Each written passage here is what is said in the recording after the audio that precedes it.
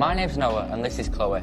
We're students here at Trinity Sixth Form Academy studying Performing Arts. We take great pleasure in welcoming you here today from our fantastic Sixth Form for We Are Still Calderdale 2021. Trinity Sixth Form has been around for some time now, but we've only been in our brand new building for around a year. We're an academic Sixth Form with some of the best results in the West Yorkshire region, and we host a variety of A-level and BTEC courses. The mission of our academy is to develop students that are life ready, which means it's about more than just grades. Some of the best things about TSFA are the support we get, the professional culture, and the fact that the town centre is right on our doorstep. Students from both Trinity Sixth Form and Calderdale College have played a huge role in creating the event for you today. As well as helping to compare the event, students from Trinity Sixth Form have taken part in a film about our future and a youth panel where they've responded to questions about their thoughts on some big issues. Students from Calderdale College have created a number of performances shown as ad breaks that will be shown throughout the event, as well as a vision performance for the end, and help create a virtual marketplace which we will show you later in the afternoon. We're sure you'll enjoy the event, so thanks for watching. We'll hand you back to Michael to introduce the first speaker. And if you're using social media, don't forget to use the hashtag #WeAreStillCalderdale. That's hashtag #WeAreStillCalderdale. Thanks to my co-hosts, Chloe and Noah, and a very good afternoon from me, Michael Holgate. Believe it or not, this is our 5th annual We Are Calderdale event, titled this year, We Are Still Calderdale, to celebrate how the borough is re-energising and renewing after last year, and as we work forward to Vision 2024. Here at Broadcasting House in Halifax, I'm joined by our production team, Mark Broadbent on camera, Andrew Peacock, directing operations, and our long-suffering producer, Sharon Hobson, all of whom have worked incredibly hard to pull this event together, and we do hope you all enjoy it. It's going to be action-packed. There's going to be exciting speakers, interesting and informative panels, and a range of films and creative performances from all across Calderdale. There'll be opportunities for you to submit questions by clicking the link in the YouTube live chat. And you can also prioritise those questions by voting for them. So, to start the event, it gives me great pleasure to introduce Councillor Tim Swift, MBE, the leader of the council and the chair of the West Yorkshire and Harrogate Health and Care Partnership, to give his welcome address. Councillor Swift. Good afternoon, and I'd like to welcome everyone who's taking part in today's event, an event that's very different in style from the We Are Calderdale events of the last few years, but of course those changes very much reflect the year that we've just experienced. A year that for some people has been really challenging, marked by loss for some and for many others by events that will have a long-term impact on both their physical and mental well-being. It's also been a year that's challenged the resilience of all of us, from individuals, organisations, public services. There's times when we've all found it really, really tough to cope. But it's also been a year that's really demonstrated that we live out the values that we believe in and promote in Calderdale. It's been a year when time and again we've seen that resilience as organisations and businesses and individuals have bounced back in the face of challenge and stepped up to help support their friends and their neighbours. It's been a year too when our diversity has been a real strength, as different communities have each responded in different ways to the pandemic and how best to support each other. And it's been a year when the flexibility and the creativity of our individuals and our community groups and our organisations has been really demonstrated as we found new ways of working together, new ways of making things happen in strange and unusual circumstances. And most importantly, time and time again, it's been a period when the care and compassion of local people has shone through, as we've looked out for each other, cared for each other and worked together to keep people safe. So now today, we're coming together to look ahead, to hear some examples from businesses, from organisations and from individuals about how we're already learning and planning to do things differently, to listen and be inspired by some of our great speakers, and most importantly of all, to share ideas about how we can work together better to make sure we really do build back better in the year ahead. The pandemic's been a huge crisis with real costs, but the recovery from the pandemic is also a unique opportunity. It's a real chance for us to learn and to think about how we build back in a way that genuinely reflects the values and the ambitions that we have for Calderdale. And today is our chance to reflect on that and think some more about how we can all work together to deliver that. Thank you, Councillor Swift. Now, our next speaker, like Councillor Swift, is a leader whose enthusiasm and dedication to Calderdale and all our residents is truly inspirational. He's a brilliant role model through his tireless energy and commitment to improving outcomes. He is, of course, the Chief Executive of Calderdale Council and the Accountable Officer for the NHS Calderdale Clinical Commissioning Group.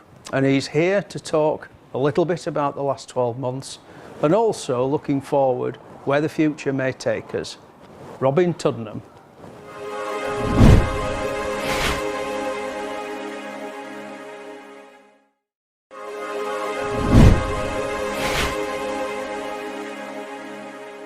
Thanks, Michael. We are still Calderdale, but it's been quite a year. An unprecedented challenge.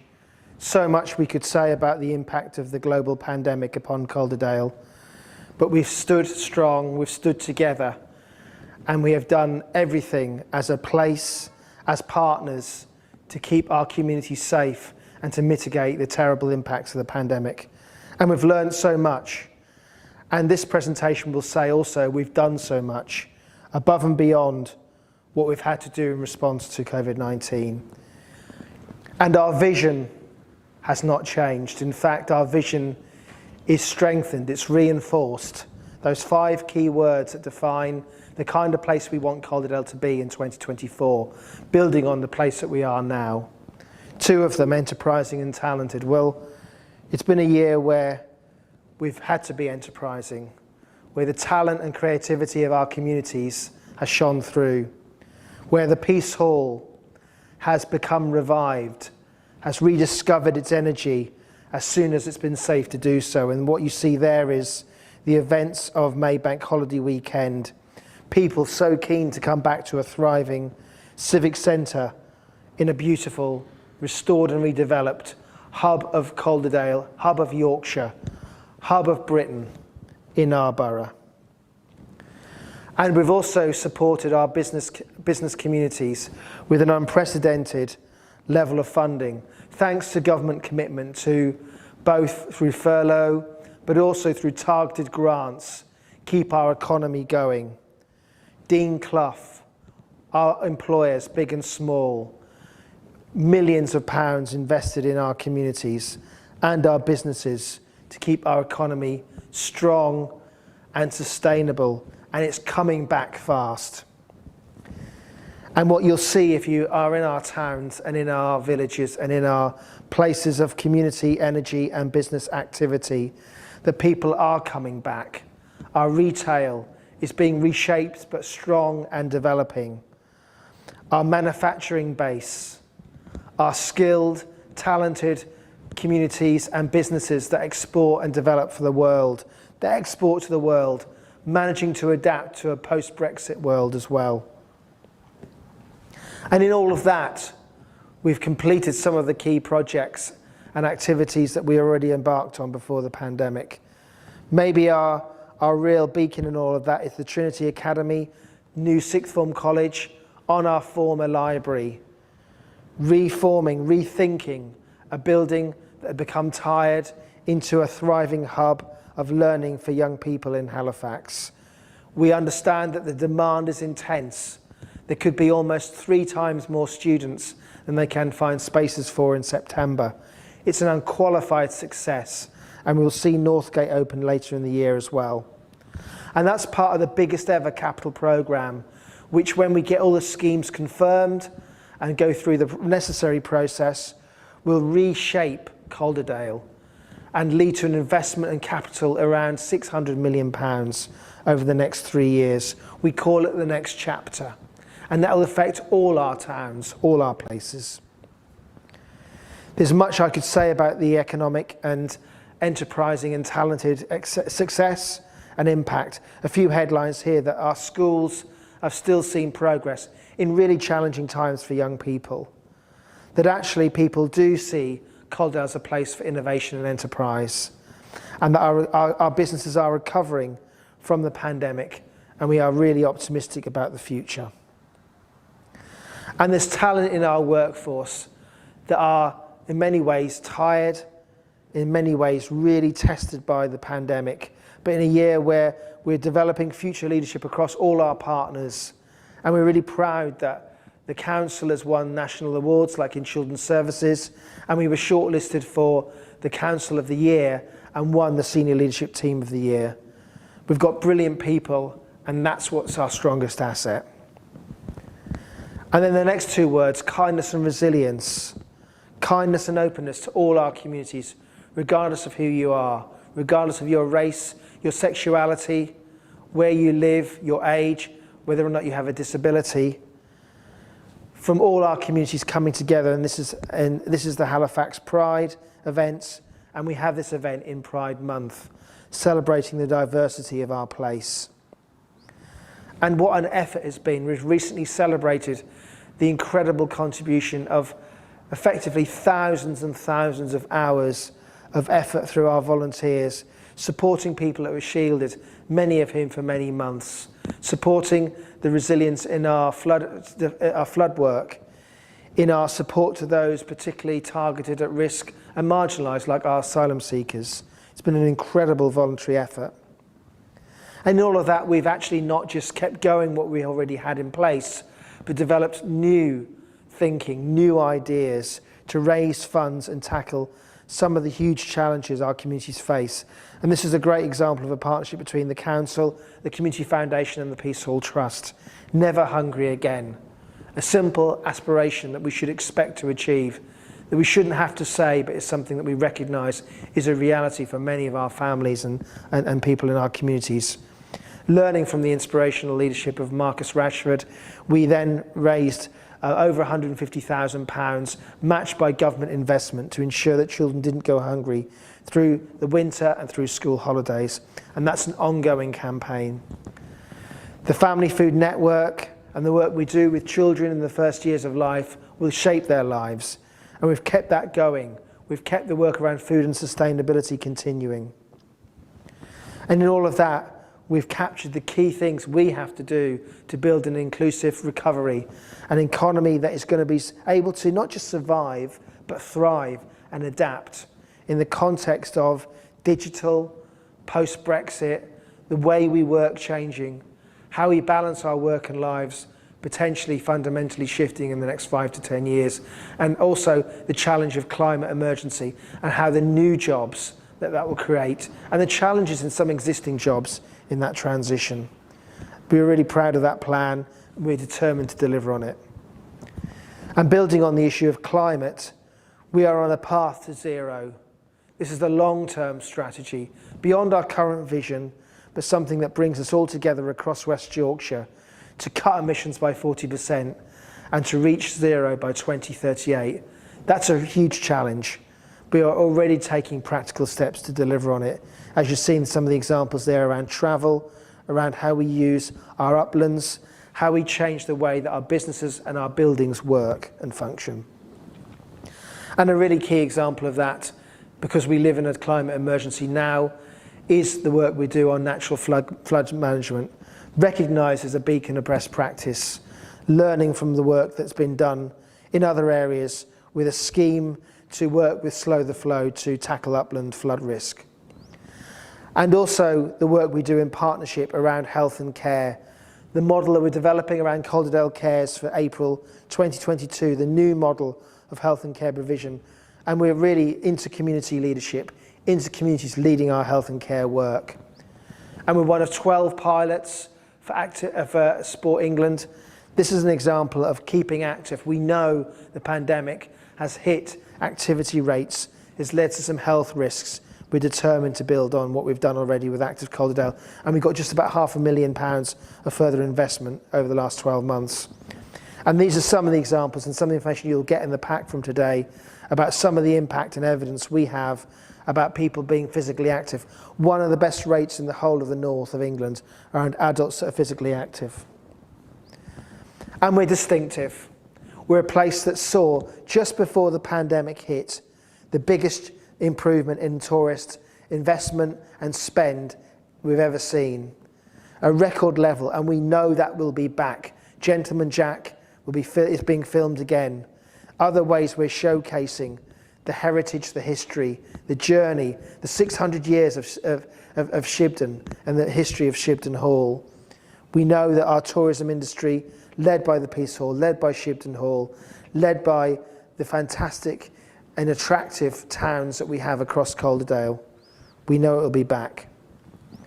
We also know that we want all our communities to thrive, and it's been a huge journey. Some wonderful images here of our network of Black and Asian minority ethnic communities and staff coming together, supporting our workforce, supporting our communities. We know the pandemic has had disproportionate impacts, and we've been part of a review in West Yorkshire. We're determined to learn and build back better and fairer. And there's some of the evidence of the impact of the economy, nearly £400 million worth of value to our economy through the Vista economy in Calderdale in 2019. We know that once we get fully back, we'll do even better than that. And so finally, just to end with some news, some headlines, as always I like to do in these annual events, some stories to share about some exciting things happening. So Calderdale cares, but Calderdale also cares for us. Those staff that are in our health and care workforce, if we don't care for them, they can't care for everyone else. And we are going to really focus in the next year on the health and well-being of what is a tired, in some ways, exhausted workforce. And we'll support them working with colleagues in West Yorkshire and Harrogate Partnership to prevent the risks around the negative impacts of poor well-being and stress, and support our staff to keep doing the best they can for Calderdale. We've also determined to make food the heart of our strategy in place, building on the work and the leadership of our community groups, and the great news that actually we've achieved Calderdale Bronze for Sustainable Food Places, a path to a journey which we hope to get to gold in the years to come. And also, we're seeing this year, building on the capital programme, an unprecedented level of investment in our towns and our high streets. We know that the retail economy is going to change. We know that we need to market and support our towns and our businesses in different ways. We're delighted with the news around Brighouse, achieving £19.1 million through the Stronger Towns Fund, led by the Brighouse Town deal. We await news eagerly about Tobberden, and we're hopeful and positive that we'll also see a major investment in Tobberden shortly to be announced. We hope that will happen. We've also seen £6 million awarded to support our high street in what I think will become a thriving town in Elland, brilliantly positioned with strong communities and a strong offer, well situated in terms of the future development of our borough. We're also seeing heritage investment through Historic England, over £2.3 million in Sorby Bridge, already a successful and thriving town which we can consolidate and grow from here. And also Hebden Bridge, a really successful town in its own right, really busy, with again a very rapidly restored retail and business economy, recovering so fast again from the floods of Storm Ciara in February last year, back again, back better than ever. And also just to add that we got £9 million of investment in Halifax to support the high streets, building on the incredible success of Peace Hall and the wool shops, supporting the northern part of the town. We're also investing in some of the things that we know are really important to our communities and that politically are very important, and also important to our health and care system, and that's tackling homelessness. We did things we never thought were possible in the pandemic.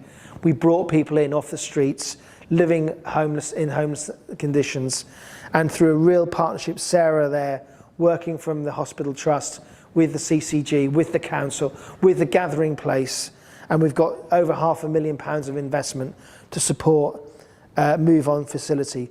So we do not tolerate and do not accept people living street-based lives, and we support them despite the multiple and complex needs they may have. We're also developing, thanks again to nearly £500,000 of investment, a new cultural strategy for Calderdale through a new Calderdale Creates group, which is going to build on the success of our cultural and regeneration economy and lead into a year of celebration for Calderdale in 2024 as our vision is realised 50 years after we were formed.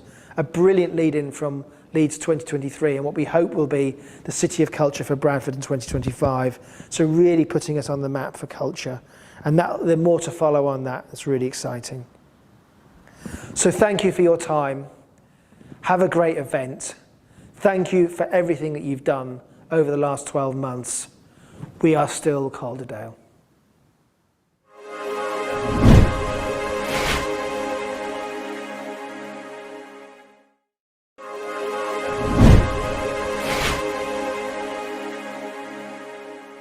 We've been working closely with the Council's communications team in preparation for We Are Calderdale. I would now like to share with you a special collaborative film. The last 12 months have been a difficult time for people all over Calderdale, and we know from experience the challenges young people have had to overcome. Students in Trinity in the English, Art and Performing Arts departments have made their creations that we'll share with you later on. They represent the struggles they've been through in the past year and their hopes and ambitions for the future. We're sure you'll enjoy it, and we'll see you again later on in the day. When the world comes crashing at your feet, me and my friends are hoping to meet. We are in the same boat, they say. I would disagree and just want to run away. Where are the classes? Where is the school? This pandemic has made this world so cruel. Don't give up, hope the end is in sight. If we all stick together, let's hope we win this fight. As the darkness begins to fade, the disturbing events of the decade remain. As the restrictions begin to ease, we reunite with our loved ones and enjoy the breeze. Wear a mask, wear a mask. What, was that too much to ask? Behind four walls we sit and glare, behind our windows so much despair. Losing our minds inside while the virus dances in the wind outside. Now it's spreading faster, all we see is disaster. Inhale the toxic air and the virus will be too much to bear. March 23rd, we go into lockdown. 2 more days at school and suddenly I'm in my room. I don't know how long I'll be here, maybe a month, maybe a year, but right now is uncertain and the future is unclear. Time passes. June 12th, the day that should have been prom. Instead I'm sat at home thinking about the memories I would have made that are now so far gone. Time passes. The headlines are starting to change. For the roadmap out of lockdown, we can move into the first stage. Time passes. Today is May 2nd, 2021. Progress is being made and vaccines are being done. Lockdown gave us time to reflect and appreciate the blessings of life. Now we are getting our freedoms back, we should hold close the lessons of our sacrifice. Right now is uncertain and the future is still unclear, but we are emerging from a darkness and the light is finally near. I wanted to show a journey through the first lockdown that we had, because I feel like that was the one that hit people the most. And I wanted to kind of demonstrate how important walking became, and it was that sense of freedom that kind of pushed us to keep going.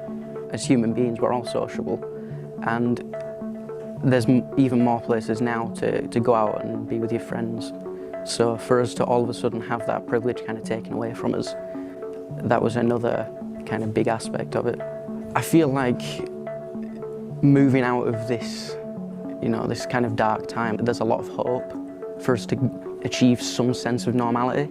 It's all been such a different experience for us, and I think as long as we can, keep going safely, then we should get there. I just thought, let's take as many pictures as I can of the things that we're doing that are different and the way people are sort of adapting to it, just to sort of create a bit of a diary really of what we all went through. I did a doorstep photo shoot where I went round to neighbours who just stood on the doorstep and just smiled really, because obviously we couldn't go into anyone's houses, we couldn't get close to them. That was sort of this is as good as it can get really, standing on people's doorstep is sort of the norm at the moment, which was quite odd. And then as restrictions started to lift, I sort of experimented more with what I could do. I just tried to adapt my project to whatever was going on. There was nothing to stop me really from taking pictures and creating images, which is something I enjoy anyway. Once you've taken that photo, you've got it forever really. I kind of wanted to reflect that in the work that I did, in the sense of I've taken these pictures that we can remember these moments forever. I think people try to forget them because of what we went through, but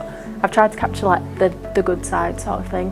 I did some interviews with my friends, sort of looking at how they've changed over this time. Even though they may look similar, that we've all grown in a way that we never thought we would, because we've had to adapt to so many new things, and I think it's just given us all a greater appreciation of everything. Everybody had to adapt to something new, and obviously in photography I had to do the same, where I use FaceTime to do a lot of my photo shoots rather than being able to go out to someone's house and take the pictures. So I think it just reflects the big year of change that we all went through. When I stopped to think, I think I was quite scared of what could happen to me or just to anyone. For a lot of people, you got the chance to just stop and just be like, wow, this is what I have, I appreciate this. Because when you can go out and do whatever, you don't really appreciate the fact that you do have a home to be in, you do have a safe home, whereas there's many people out there that don't. You can see where I've been able to go out more and take more pictures out there. But I think all in all, I've just tried to create that sense of hope that everything will be okay, and that we've all gone through such a hard time and we've managed to get through it. So if anything like that was to happen again, we all know we've got it within us to do it. When restrictions sort of started to lift, I've tried to do a photo shoot which links to that element of it and make everything so that it's kind of a timeline almost of what went on.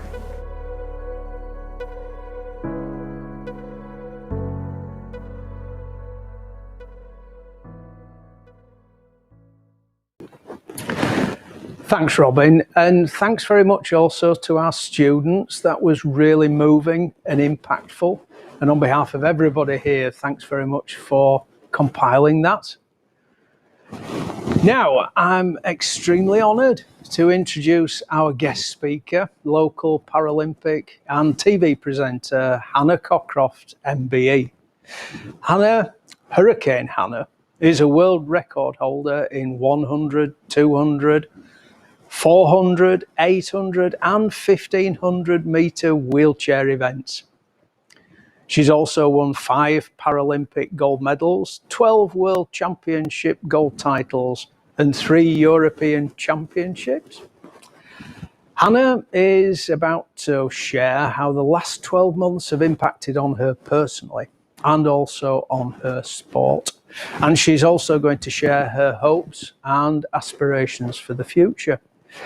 Don't forget to submit your questions to Hannah, because we're going to run a bit of a question and answer session after Hannah's short speech. And you can submit your questions by clicking the link in the live chat on YouTube. Hannah Cockroft.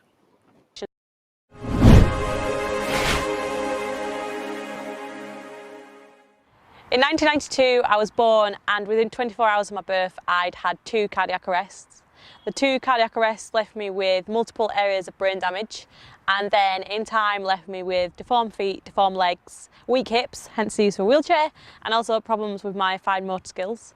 Doctors told my parents that I may never walk, I may never talk, and that I would never live an independent life. My name's Hannah Cockroft, MBE. I'm 28 years old and I am a Yorkshire girl. I'm from Halifax, born and bred. I'm a wheelchair racer on the Great Britain Paralympic athletics team, and I'm 5-time Paralympic champion, 12-time world champion, and I hold the world records in the 100, 200, 400, 800 and 1500 metres. So I've been asked to come and speak to you today just about the last 12 months. I've been wheelchair racing now for 14 years, which makes me feel ancient. But this last 18 months, we've really had to show a lot of resilience. We've had to really be kind to each other, and we've just had to get together and carry on. So for me, being an athlete, obviously the last year has been like nothing else. I haven't had access to tracks, I haven't had access to gyms. I've had to be really, really creative with my training. So normally in an average training week, I'm in my race chair 6 days a week, and then I'm in the gym twice a week as well. And on top of that, I'm seeing doctors, I'm seeing physios, I'm seeing nutritionists, psychologists, all down at Loughborough University, which is our National Institute of Performance. But in March last year, everything was put on hold, tracks closed, gyms closed, and ultimately my whole year went with it. I'm sure everyone will know that Tokyo Paralympic Games were supposed to happen 12 months ago now in 2020, and they didn't go ahead. When the news came out, I was halfway through a gym session in my house. At the time, I was doing bench press by putting a weighted vest on and doing press-ups in my living room. I was doing dips off the sofa. I was doing pull-ups on the kitchen table. You name it, I was trying my best to carry on in the hope that the Paralympics would go ahead. Alas, they didn't. I remember the news breaking literally in a single news headline, just telling athletes around the world that we would not be competing for our countries that year. And as much as people said at the time, oh, it's no big deal, we're in the middle of a pandemic, when you've dedicated years and years of your life to be at that games and giving your absolute best performance, it was honestly pretty heartbreaking. I had just returned from 2 months training out in Australia. I'm lucky enough that my coach is Australian, so I could go and train with her out there. I was absolutely flying, I was pushing so well, and literally it was all taken away from me straight away. So I live now in Chester with my boyfriend, who is also a Paralympic athlete, and I was the one who cried when the news came out. I just had no idea where to go, what to do next. Everything disappeared. But Nathan, my boyfriend, managed to convince me to carry on with the gym session, to get it finished. And from there we just got creative and we found the positives in what was going to be a very rocky year ahead for everybody. Now, I'm not saying by any means that my year has been the hardest. In fact, it most certainly hasn't been anywhere near as difficult as it has for most people. But we spent the year being really creative with training, so carried on doing 6 chair sessions a week. We either split it between training on the roller, which is, technically it's a big drum that you rest the race chair on, and you can still push and not move anywhere. So think kind of like a treadmill, but without being electronic, only I can move it. So we spent a lot more time on that than we would normally like. And we also pretty much explored every road in Chester around our house, trying to find a flat road. Now, I'll give it to Chester, it was a lot easier in Chester to find a flat road than it would be here in Halifax, but it was still a bit of a challenge, and I was worried, I'll be totally honest, I was really worried about how much of a hit it would give my training. I've never trained consistently on the road. For all those that did see me when I lived in Halifax pushing up and down in Mount Tabor, it was once or twice a week max, so it was a massive step out of the comfort zone. But to find the positives from it, the last year gave me time to get stronger and to get fitter and to get faster. It gave me the time that I normally don't really have. I've always been the athlete that's jumping on a plane to go to a competition, or getting in my car to go to a training session, going to an appearance, going to an event. I'm always busy. And the last year gave me the opportunity to just rest and relax and work out what I wanted to do. So did I want to carry on racing? And if so, why did I want to do that? So finding the positives meant that I had time to work on the things that I don't normally have time to actually focus on. So for example, I've been trying to learn how to use a new pair of gloves for probably about 2 years of my career now. I kept picking them up and having to put them down because another race came up or another event, and I just never had time to fully commit to it. So I spent the majority of lockdown smashing my hands to pieces, making sure that I got used to this pair of gloves, and I knew that in the end they would make all the difference. But to put the positive in it, without lockdown, I never would have made that advancement in my career. I never would have learned how to do that. And these are all little things that, even though they sound so small and to some people they're nothing, to me it felt like a massive achievement. You know, I'd used that time wisely and I'd used it to make myself a better athlete. I think personally, away from my career, I had the same as everyone else. I was living away in Chester, so a long way away from my mum and dad and all my family. Like everyone else, I was missing family, I was missing friends, I was missing just being out and about, and I still miss that quite a lot. So I feel really lucky to be here today and sneaking my way onto a track. But as well, I think personally it was just the time at home that I wasn't used to. I'd lived in my house for a whole year going into the first lockdown. I hadn't spent a whole week in my own bed yet, so I really cherished that time, but I'm kind of sick of it now. I'm over it. I'm ready to get travelling again and get back on the road. And I think as we are now heading back into normality, things are opening up, things are changing all the time, and we've just got to move with it.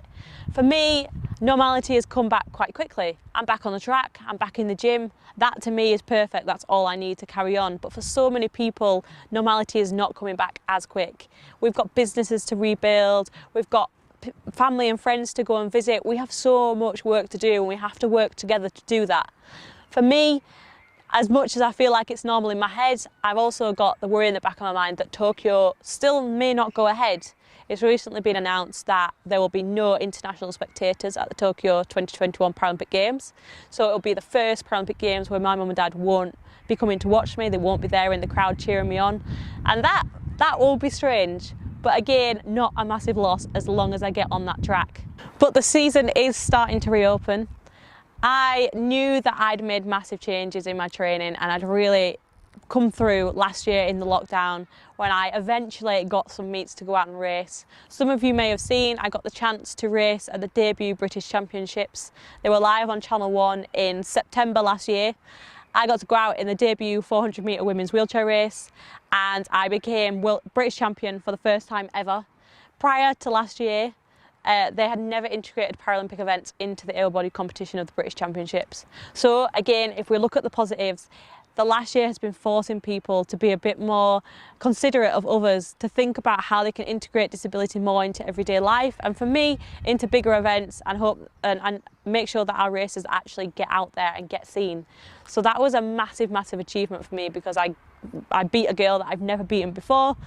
She races in a different classification, so I would never normally line up against her. And it was a great kind of chance for me to see where I was at and if my training that we'd worked so hard on in lockdown had actually come together.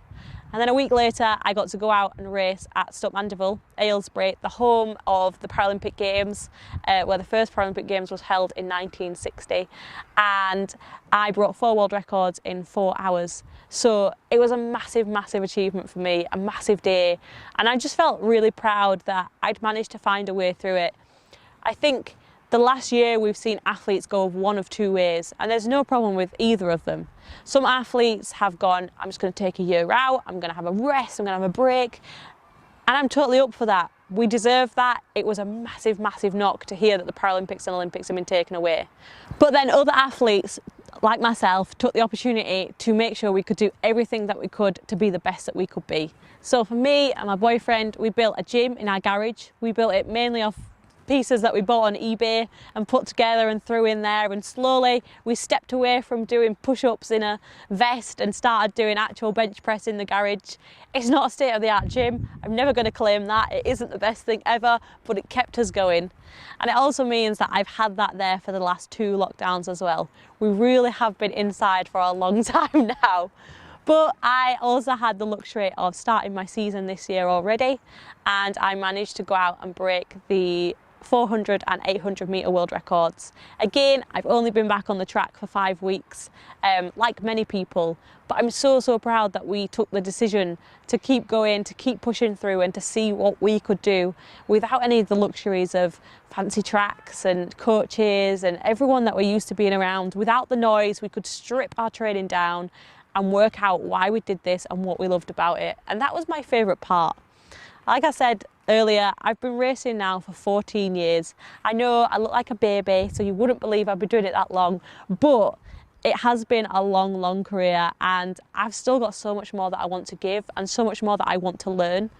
And I think one of the key themes of this whole day is resilience. And that's what we're all finding. You know, I found resilience in myself to find a way to keep going. When all the barriers were put up, we found a way to keep training, to keep going. And people will say, oh, it's easy, you just go to a park, you can go for a run. When you're in a wheelchair, it's not that simple. You have to find ways around it. You have to build your own strategies. And I'm so proud that we got to do that. But I think whatever you decided to do this year is absolutely fine. We just have to come out of the other side and we have to find the positives. There have been so many negatives over the last year and we can pick on every single one of them. But that's never going to pull us out of this rut that we're now in. We have to go out, we have to support small business, we have to support local business, we have to support each other, we have to shop local, we have to go out there and join our communities and help building it back up. We can come out of the other side of COVID stronger than ever, and I've proven that by going out and breaking world records. I'm going to carry on with my season, regardless of whether Tokyo goes ahead or not. I mean, everyone keep your fingers crossed that it does, because I'd really like it to go ahead. But my plan is definitely to bring more gold medals back to Yorkshire, back to Halifax, back to my hometown. Beyond that, beyond Tokyo, whatever happens there, I have a Commonwealth Games for the first time ever next year in 2022.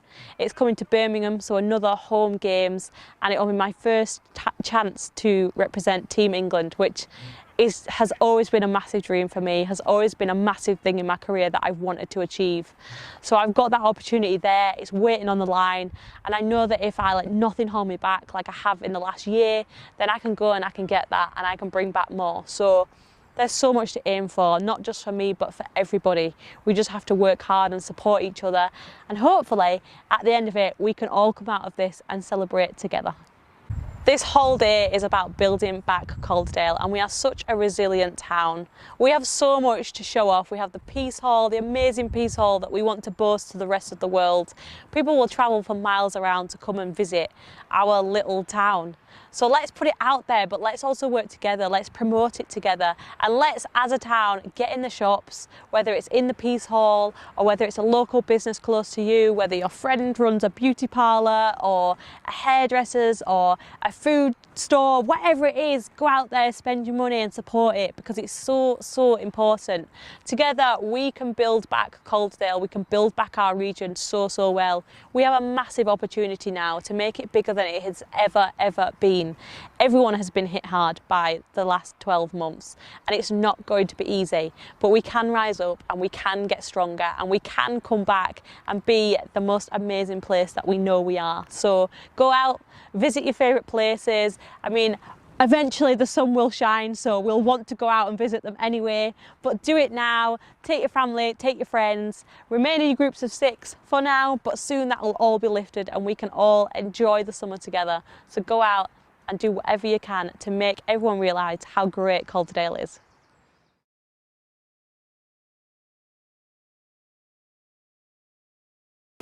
Oh, thanks, Hannah. That was brilliant, really inspirational, and we're really grateful for you taking time out of your busy schedule to join us here today.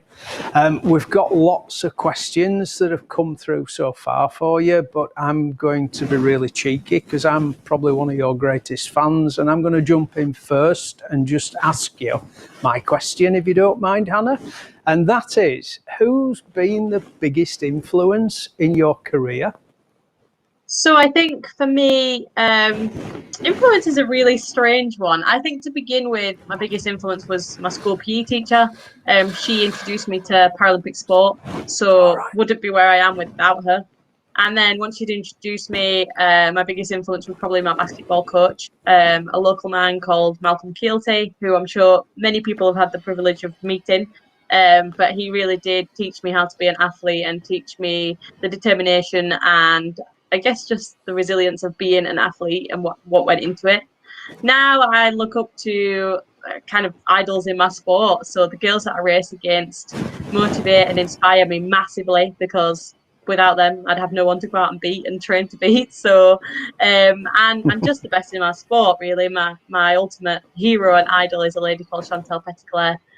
She's the most decorated female Paralympian ever. She won 14 Paralympic golds. So I've got a way to go, but I'm on my way. Brilliant. Oh, that's great. Thanks, Hannah. I hope everybody didn't mind me jumping in with that question, but I've been dying to ask. That's wonderful. Okay, our next question that's top of the leaderboard at the moment, because our viewers have been voting on the questions. This one is from Jane, who asks, Hannah, what is your top tip for pulling yourself back up from disappointments? And in brackets, Jane's put, and by the way, you're a great inspiration. Thanks, Jane. Hello. Thank you for your question. You know what? I think I'm the same as everyone else. When you've had a big disappointment, when I've lost races, it's such a massive rut to get yourself out of, and there's no magic trick to it. I think for me, my biggest top tip is allow yourself to be upset, allow yourself to be angry or whatever you feel. Don't try and box that away. Accept that that's what's annoyed you, and then motivate yourself from that. So I suffered some pretty hard losses for the last time in 2018, and it nearly ended my career. And I used that as motivation to come out and say, actually, I'm not done. I've not lost my crown. I'm not finished on the track. Still got things to offer, and it made me work harder. So just try and find the best out of every bad situation and turn it on its head. And yeah, it's hard, but you'll eventually get back up on your feet. Oh, that's brilliant. Thanks, Hannah. I think that resilience kind of attitude is wonderful, and that's probably what keeps a lot of our top level athletes going, isn't it? Just having that ability to kind of bounce back and think, you know what, I'm not going to let this beat me. That's wonderful. Okay, we've had another question in. I'm sorry, I'm firing questions here at you. It's all right, you go for it. Brilliant. Okay, the pandemic has meant that many people are doing far less exercise. What are your thoughts on how we can encourage people to become more active? I think the pandemic it's kind of made people either, do less exercise or in a way do a little bit more. A lot of people in lockdown were using their daily walk, which was amazing to see. I remember going on my daily walks and there were so many more people out. So that was really encouraging. But now we're coming out of it, we're getting more pressure to go back to work and to go to places. We need to remember how good we felt when we did that. So I think ultimately the only encouragement we need is, the sun's shining, or it is where I am anyway. I hope it is in Halifax and in Calderdale. But use that as motivation. Go out, use the facilities that are now open. Like I said in my speech, all our places need the support. So I know we've got Spring Hall in Halifax that would love the support of people going down and using it. But there's also clubs that are trying to get back on their feet, gyms. Just go out and remember how exercise makes you feel.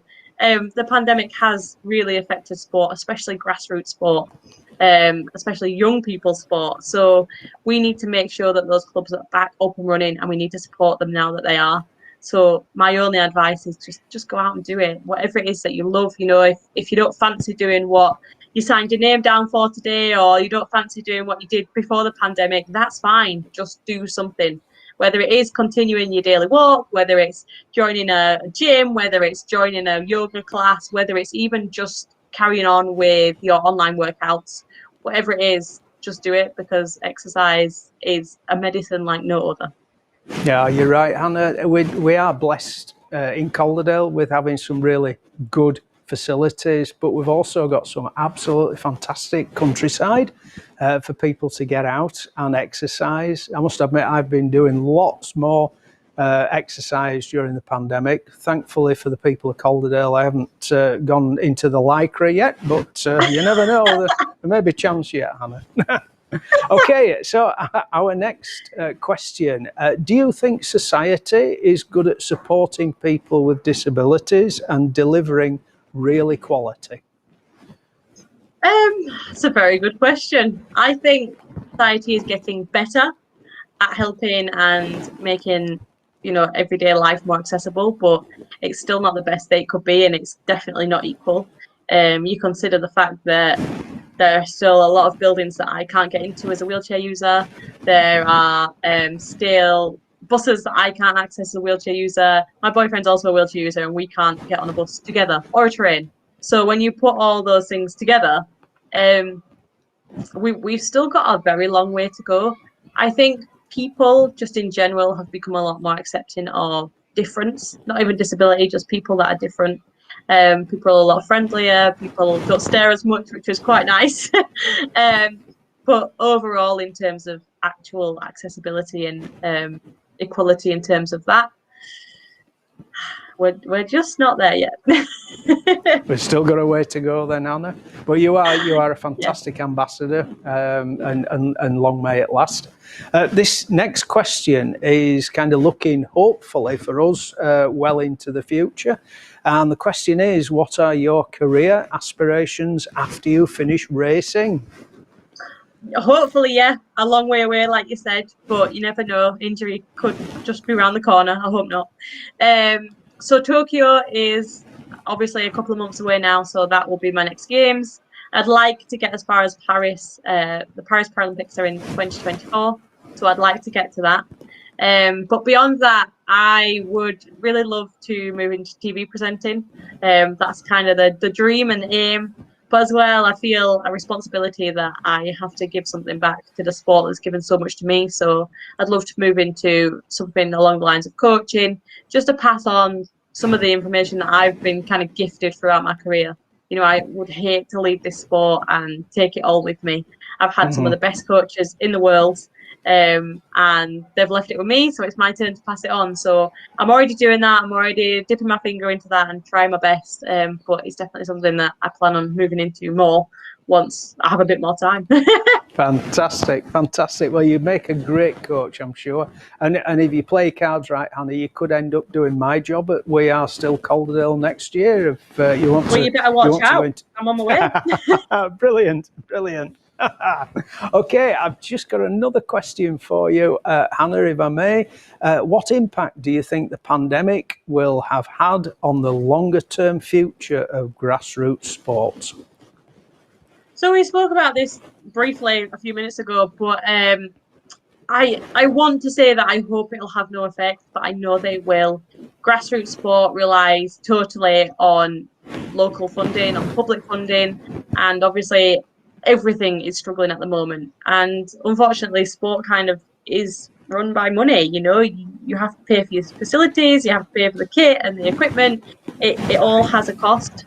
I'm really hopeful that we can kind of come back from this quite quickly, and that people will, like I said, go along, join their gyms, join their local sports teams and support them. But as well, we have to kind of overcome the hurdle of a lot of our grassroots sports are of an older generation. We need to encourage more younger people to come through and take on those roles, those volunteer roles of coaching our grassroots sports. A lot of our older generation are still nervous about going out, understandably. They're worried about the pandemic. They're worried about everything that's still going on. And that is putting a massive pause on grassroots sports really picking up again and getting going. Hopefully, once all restrictions have gone and, you know, we can meet in bigger groups and we can be inside together and do everything like that, then I would love to think that things will just continue as normal. But like I said, the only way that can happen is if we get some younger faces out there volunteering, just giving kids the time to be active and be sporty and enjoy what they do, and everyone just going along and supporting and getting back out there and doing it. But I guess only time will tell, and hopefully we can build back from it. Yeah, fantastic. And there is an awful lot of talent out there, especially around Calderdale. When I personally do a lot of visiting schools, or I did before the pandemic anyway, and you can see the high level of dedicated and committed budding athletes in the schools. And I think we're really rich in Calderdale for that sort of talent, don't you? Massively, yeah, and we just need to unbox that talent and give them the opportunity. So, you know, we've got the Halifax Harriers, who kind of was where I started my athletic career, and I went down there, and we've got places like that all over Calderdale. So we just have to encourage them and make sure that there is somewhere that those budding athletes can go and can be nurtured to the full extent. We had it there before, so there's no reason for us not to have it again. That's wonderful. Thanks, Hannah. Okay, so we've got more questions being fired in here. I know you mentioned about all the challenges over the last year. What do you think's been the most challenging aspect to you from the last year? I think for me, like many people, the most challenging aspect has just been the motivation, really. The motivation to keep going. When your end goal has been moved, and we'll all know it. We all know that, you know, when you couldn't make that presentation at work or whatever it was, my end goal was to win gold for Great Britain, and it didn't happen. So some days, a lot of days, I would wake up and think, well, kind of what's the point? What is the point of doing this? But the point is that I love what I do, and that I'm really lucky to get to do it and call it a job. So you kind of just have to reevaluate everything and think about, well, actually, I'm in a secure job, I'm doing what I do, which I've got to carry on. But it was a massive hurdle, you know, that and just the frustration of finding somewhere to train, which sounds really small, you know. Again, a lot of people had much bigger problems, but I can't just go and run around a park or a field. It has to be somewhere flat and somewhere that I'm not going to get a puncture. And luckily I can push up a hill, so that wasn't a massive problem. But it was still took time to be creative and to find those places that I could actually go and train. So I didn't enjoy that process to begin with. I enjoyed it much more by the end, where I could just relax and know that there was no Tokyo and no pressure, and I could just enjoy my training. Yeah, fantastic. Okay, and I'm just conscious of time, Hannah, and we could talk for hours, I know. But can I just ask as a final question, what personally do you love about Calderdale? Personally, I love the people. Everyone in Calderdale I find so friendly. I've obviously travelled quite a lot of the world. I live in Chester now. I lived in Coventry for a long time. And actually I've never found a place friendly and as approachable as Calderdale. I feel like, especially as a disabled person, I can just go out and feel very comfortable and confident. And I think that is such a massive quality for Calderdale to have on offer. So yeah, for me it's just the people and obviously the views. I mean, we have some stunning views that I think we all take for granted, to be honest, but once you've travelled you realise how amazing our little county is. So yeah, you're absolutely right. You're absolutely right, Hannah. I think the people, the sense of humour, the friendliness, and of course the views, I think that's absolutely spot on. Well, really, on behalf of everybody who's watching and who will watch this, thank you very much indeed for giving up your valuable time to be with us today. I found it personally really inspirational, and I do really wish you the very, very best for the future, and best wishes in your chosen career when you finish racing. Thank you, Thank you very much. Thank you. Great. Thank you.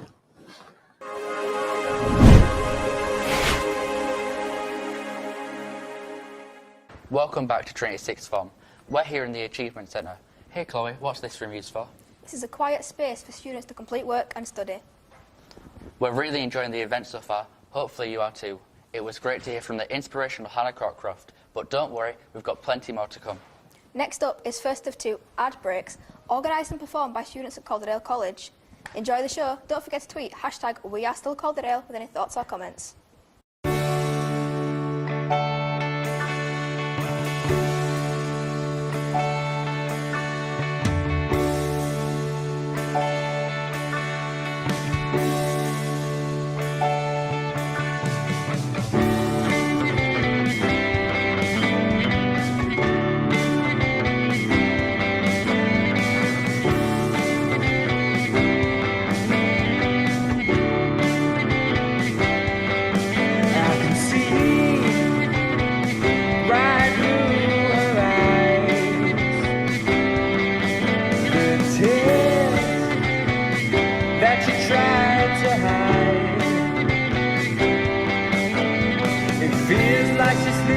She's going either way.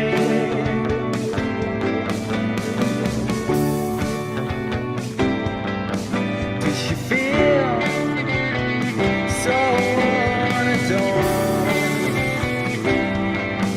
Does it feel like being reborn? It's the blossom of the beauty that I am drawn to.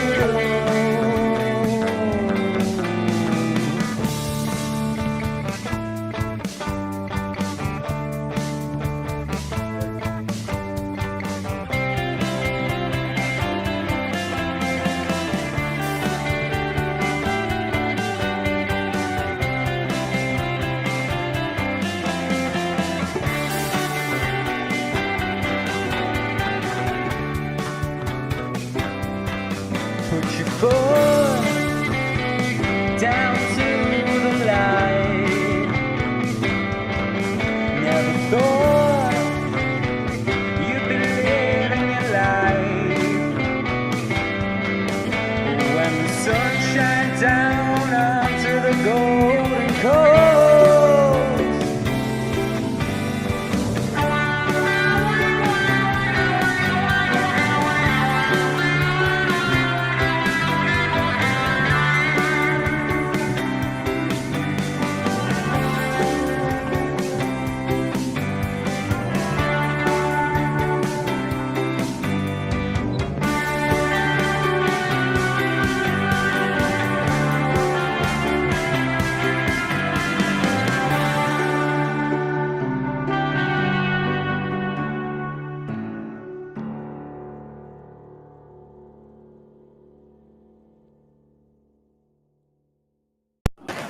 And that was yet another example of the amazing talent that we've got all around us in Calderdale. Before we move on to our first panel of the day, we now have a short film entitled How Businesses Are Bouncing Back Stronger. And please don't forget to submit your questions through the link.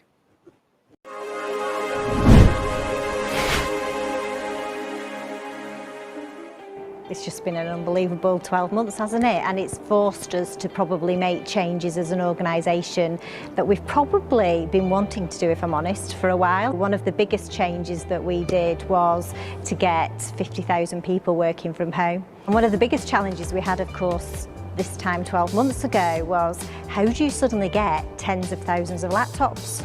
For us, it's just been the fact that millions of customers go into our branches every day, and if those branches aren't open because they might have had a COVID case, or the actual customer isn't allowed to get out of the home because they're actually shielding, I don't think we could have ever envisaged before a time when somebody couldn't walk to your business, and yet we had it. And it might happen again. We're having a fantastic digital engine for the customers who want that, but then having customers knowing that they can talk to a human rather than a robot actually is the best of both worlds. One of the key things for Calderdale is that out of 60,000 employees across the UK, 8 to 10,000 of them live in Yorkshire, and the majority of them live in West Yorkshire.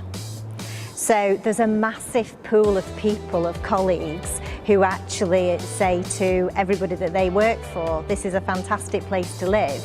And so I want to travel locally. And because people now aren't going to be travelling to London, and they aren't going to be travelling to Edinburgh and places, it is more where do you live that's going to be even more important, I think, to people. COVID in this area has had a big impact, as I'm sure you'll understand, but the businesses in Calderdale have been particularly resilient to many of the changes. So manufacturing has cut its cloth, so to speak, to new markets to look at it. It's scaled itself back and is now really thriving in what will hopefully be the new economic world.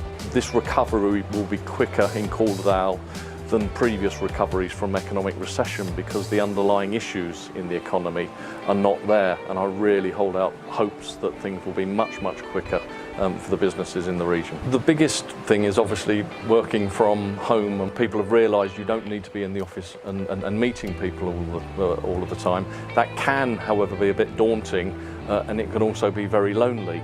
But it will change the way we use our town centres in particular. Everyone will pull together, that devolution will bring some money in that we can use to make sure that businesses and the people of Calderdale benefit. We started the business in October 2020, in the middle of the pandemic. We had to adapt to a takeaway quite quickly, which was not the original business plan. It's been a huge success for us. The support in Sawbury Bridge is phenomenal from the local community, and I think that more local businesses that we have in Sawbury Bridge will help everybody. It's always good to think about other ways to expand your business, other ways to diversify your business. You've got to be online. Any online business now is going to thrive. People are not going out as much as they used to do. People are having things delivered, hence the takeaway side of it being successful. Everyone orders things online, so yeah, everybody's heading that way. Fortunately, I've been in this business long enough to recognise that something was about to happen. We go around various factories doing best practice, and one of those was a local hospital bed manufacturer. So I just rang the guy up and said, I bet you're going to be busy, do you need help? Oh yes. And so within 2 weeks we were making components for beds. Within 6 weeks we were producing fully beds, and we were doing about 5,000 a month. That enabled me to keep everybody employed. You just make the best of it, and it's down to enthusiasm and drive and making it happen. And I wasn't about to let all my hard work over 18 years be beaten by a major pandemic. No, I need to beat it out. These people are my family, and I need to do the best for them. I think that businesses have had to think a lot about their physical and online appearance, especially now at the minute with it being all online. People are going to have to think about how they're going to promote the businesses. My question to the panel is how will you aim to continue to support local independent businesses?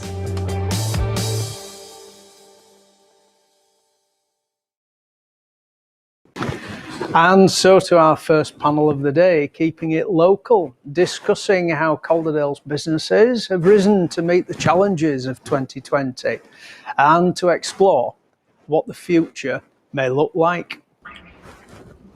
On our panel is Danielle Best, who's a woman on a mission, the co-founder of Mexi Bean restaurant in Sober Bridge, which opened in October 2020 amidst the pandemic.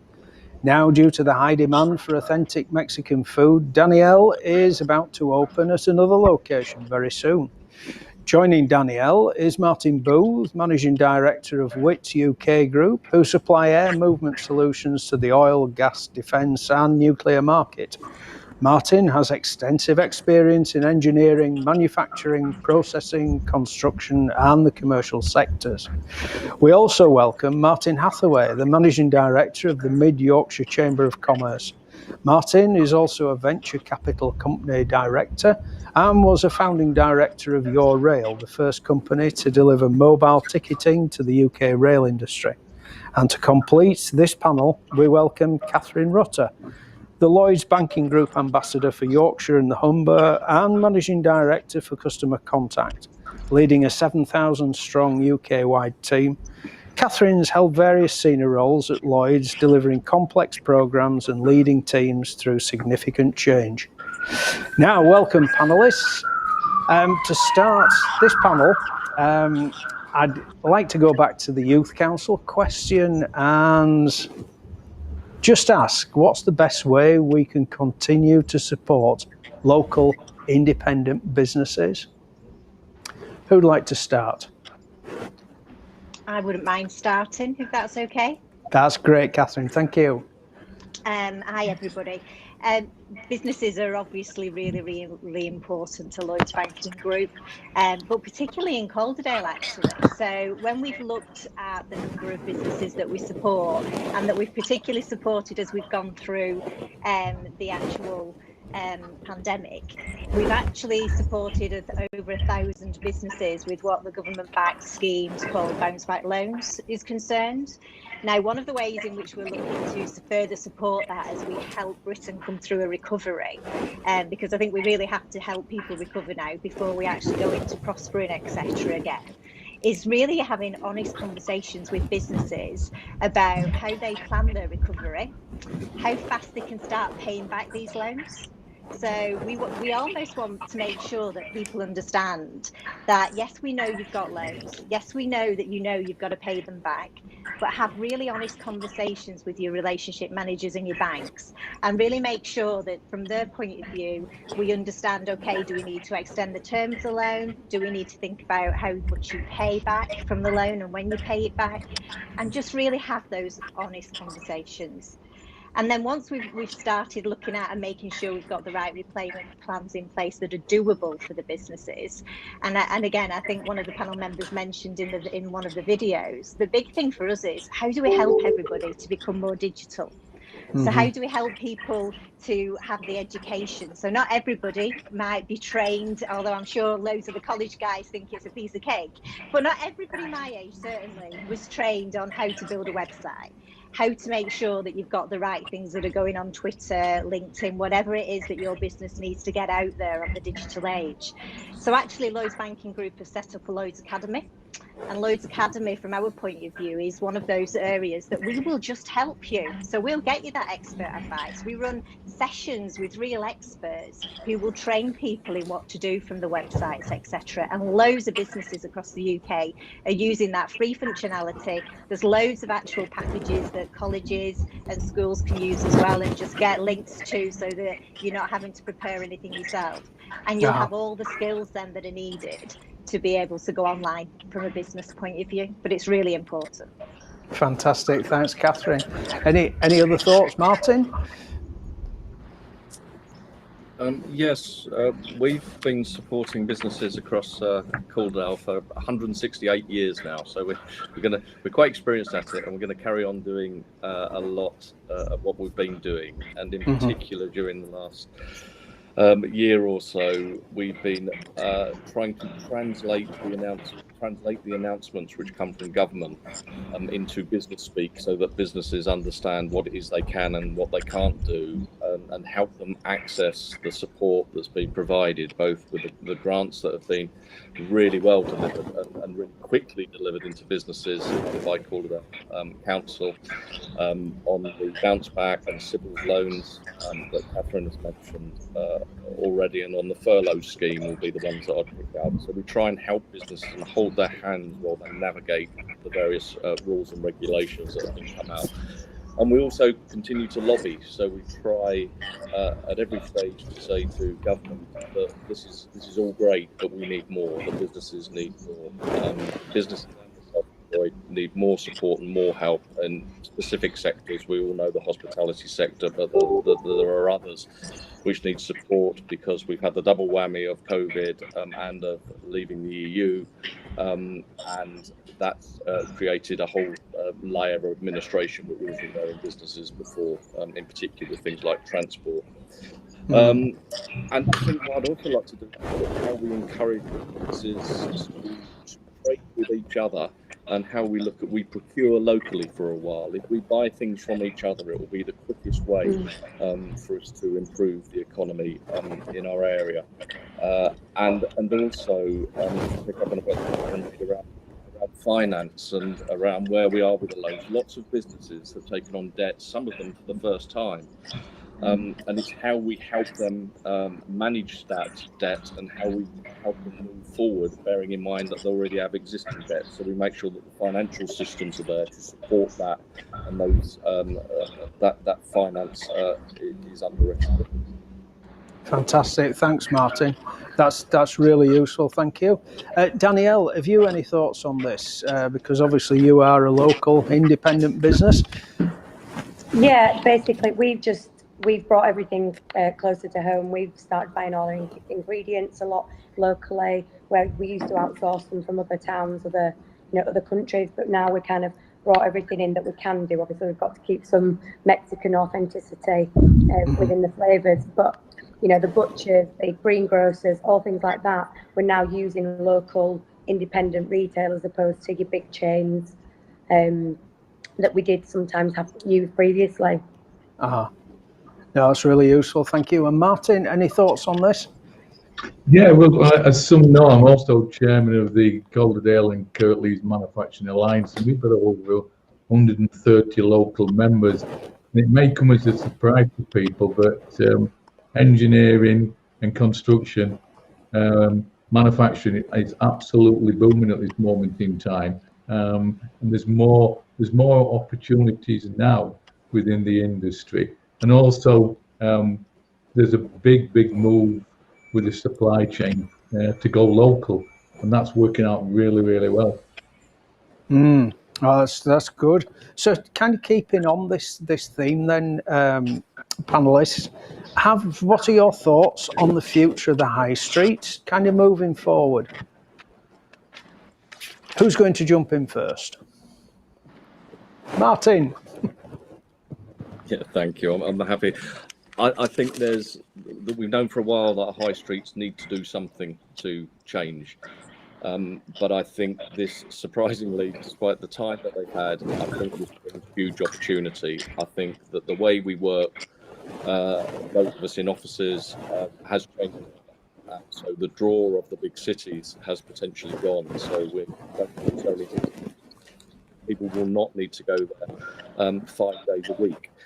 But what people do want is somewhere to go where they can shop, where they can go to restaurants, where they've got leisure facilities, where there's some culture participating when they're visiting. And I think that if we can be flexible in providing workspace for those people that work for, in particular, large companies that would come to Halifax and the other Calderdale towns, and I think there's just an enormous opportunity to reshape the way our high street look and function in the future. I think you're absolutely right, Martin. I think there's a massive opportunity here. The other Martin, sorry, you. You only have to look at Sowerby Bridge, and you go there middle of the afternoon, and it's so vibrant, and there's lots and lots of opportunities for small businesses there. Yes, they've been really badly hit, but it's full of entrepreneurs, this area, and they do get supported by Calderdale Council really well. So I think there's some opportunities coming up within the next 6 to 9 months that'll help everyone. I agree, Martin. I think this area particularly is renowned for enterprise and innovation. We're really grateful for that. Catherine. Yeah, very similar to what the guys have said. I just think what we're seeing is that people aren't prepared to travel anymore, or they're just people are questioning travel. So we had an awful lot of people who would have worked and lived in Halifax, but would have been asked to go to London quite regularly. And now those people are saying, no, I'll do the work, but I'll do it from Halifax. One of the things that's made us think about is how we use our office space better. So, and that I think will help the high streets. So, for example, we're trialling something in Batley, not quite Calderdale, but not that far away, where we're actually saying to people, we've opened up and said, okay, we know that there's thousands of people who I said live in Yorkshire who would have travelled to London and all over the place to work. But how many people would use our Batley office if we opened it up and said it's not just a branch now, it's somewhere that anybody can work from who works for Lloyds Banking Group? We were actually oversubscribed, believe it or not. And what we're trying to do there is say, okay, so if we can get all these people working in there, rather than, the people who are saying, I can't work from home 5 days a week, it's too much by myself, but I want to go into an office 3 days a week. Then to me, those people, as we know, if we can get them into the high street, they buy the lunch in the high street, they might go and have a meal at the end of the day as they're on the way home, etc. And I think that's the bit that we'll bring back. And I know that means that the cities have to look at different options, but I do think it's a real opportunity for some of those areas that people probably never saw during the week, Monday to Friday, but now will actually have more time to spend in them. And Sowerby Bridge is a brilliant example of that, and not just because my hairdresser's based in Sowerby Bridge. Fantastic, Catherine. Have you any plans then to replicate that in Calderdale, your Batley pilot? Yeah, so we are looking for the next opportunity. So what we're trying to establish is we need to get Batley up and running so that we understand really simple basic stuff like if you suddenly increase the number of people working from there, what do you have to do from a Wi-Fi point of view? So there's some real basics that, because some of these branches will never have had to have any of this infrastructure before, because it was all about dealing with customers. It wasn't about taking loads of calls from a different group of people. But yeah, if it's successful, then definitely. That's fantastic. Well, I'll look out for that. That's wonderful, Catherine. Danielle, your thoughts on the future of the high street? Sorry, I talked over you there. I do apologise. It's all right, don't worry. I agree with Martin. Like you said, Sowerby Bridge is full of entrepreneurs. I think that we're going to see a huge influx of independent retailers, coffee shops, sandwich shops, restaurants, clothes shops. I think it will be good for people that, want a change of career, that have been stuck in the job that they've done for a long time. I think you're going to have a massive change in the villages, especially like Sowerby Bridge. There's going to be a lot of unempty shops, and there'll be a lot of like we've seen, in the past, we have seen a lot of shops that have been vacant and things like that. I think maybe the town high streets, like Catherine said, they might suffer temporarily, but I think in the long term, it will have a massive effect on the high street, a positive effect, sorry. That's brilliant. Thank you, Danielle. It all sounds very, very positive, this. Okay, we've had another question in. What do you think will attract business to Calderdale in the future? Can I start with Martin Booth? what are your ideas on this? About what do you think will I think attract there's some real business? opportunities coming up within the next 9 months, especially with the new mayor, and there's a lot of money being pumped into skills, innovation, green initiatives, and the Big House bid has been successful. So there's going to be an industrial hub by the end of the year based in Big House. So that will bring more people, more companies, and they'll be looking for skills of be it CAD, be it textiles, engineering, manufacturing, whatever. So I see the Calderdale area really, really growing. So and it will. There's plenty of housing at the moment, and providing we can find some more flat land to develop. I think the next 5 to 6 years is going to be really, really interesting.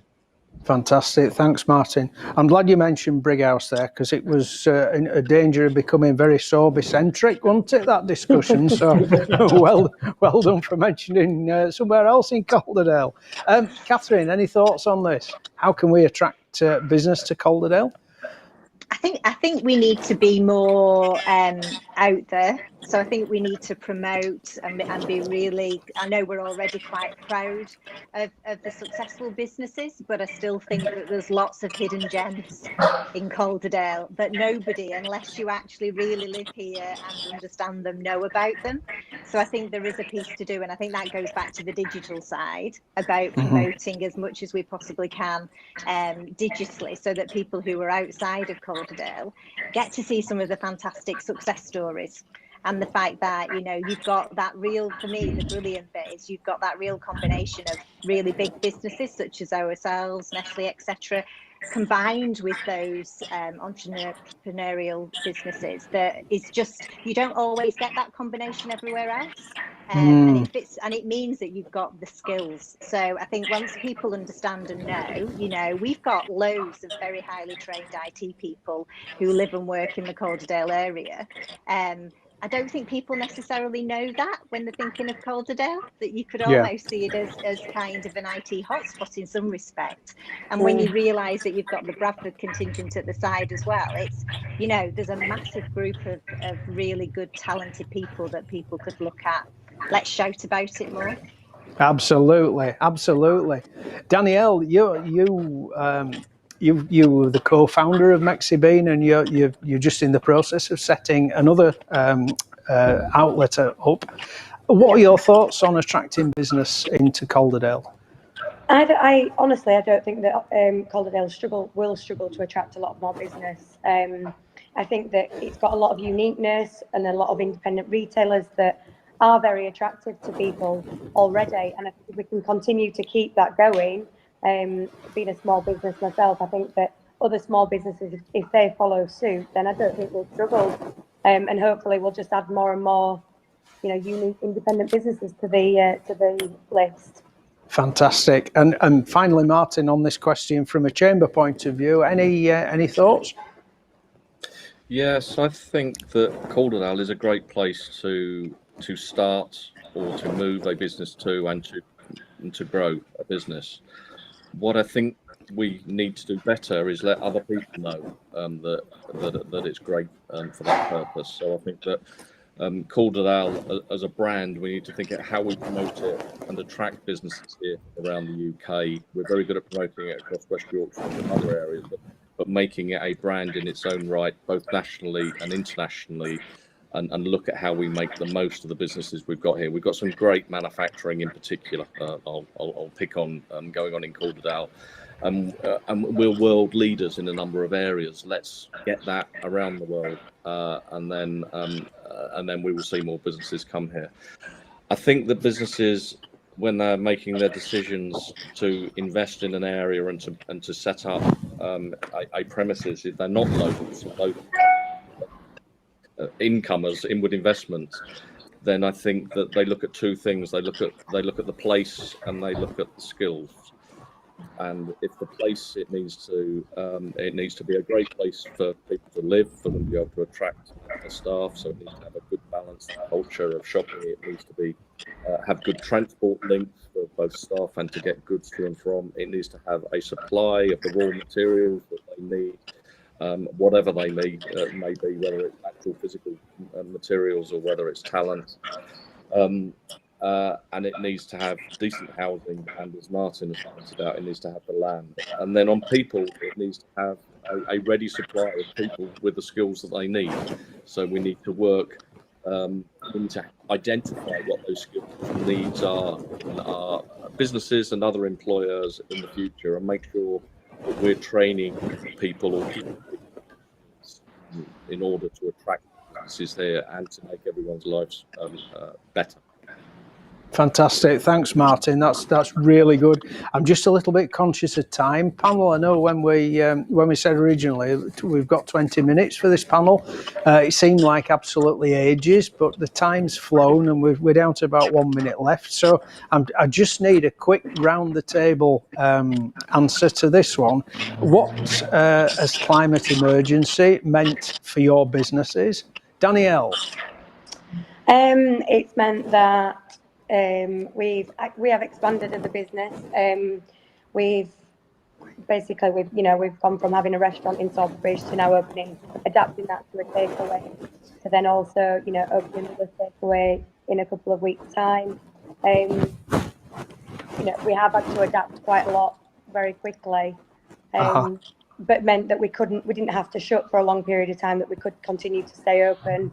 Right. Okay, that's good, Danielle. Sorry, it's a bit of a fast fire round, is this? Catherine, any thoughts on this about climate emergency and impact on Lloyds?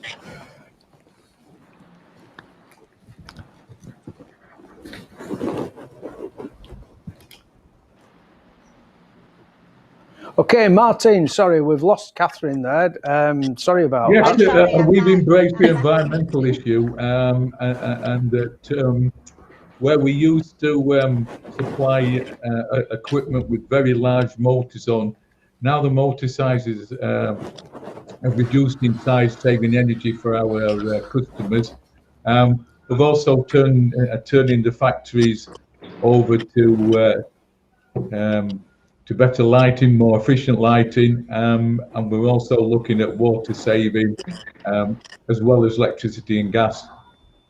Brilliant, thank you. Sorry, Catherine, it's usually me that's on mute. I was going to get a T-shirt printed to say Ron Mute, because that's what everybody calls me. Go on, Catherine, over to you. Really quickly. So Lloyds is really focused on sustainability. We invest a lot of funds, particularly Scottish Widows and all the pension funds that we've got.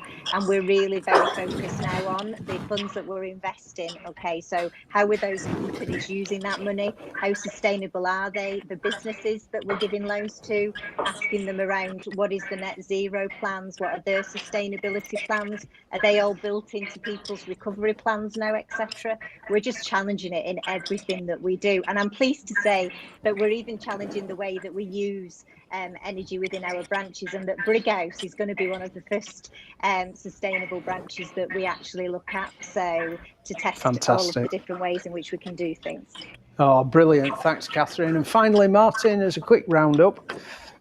Yes, so solving the climate emergency is twofold for me. It's about encouraging businesses to be more green in themselves. So all businesses have a look at what you do better, what you can do better for the climate, and you will find that will help your business grow and develop in the long run. And then there are absolute massive opportunities arising from businesses that are developing and investing in and delivering green products of any kind, and we need to be at the forefront of that in Calderdale. Super, Martin. Thanks very much indeed.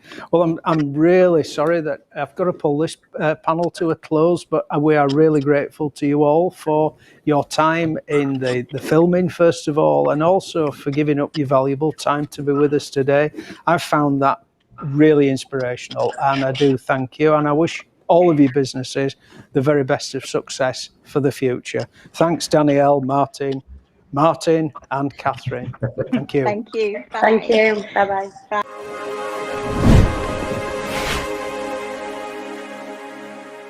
Hello, we're in the photography studio where students have the chance to create photo shoots. Luckily, we've got many more fascinating talks, discussions and performances coming up. But now it's time for another ad break from Calderdale College. Hope you enjoy. If she could be a queen for just one day, forget about the things they used to say, and turns back all the clocks to yesterday, and maybe just smiles for a little while. She'd always thought she was no good, and she'd always thought that she never would have could. Vulnerable all alone, no place to call home. She searches for hope in her eyes, but she's tired and weary from the pain she keeps inside, pulling down her sleeves to cover up the scars the memories leave. Seasons change, so don't be afraid.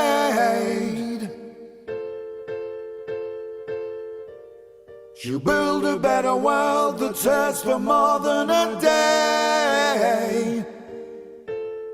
If she could be a queen for just one day, forgets about the things they used to say, turn back all the clocks to yesterday, maybe just smile for a little while.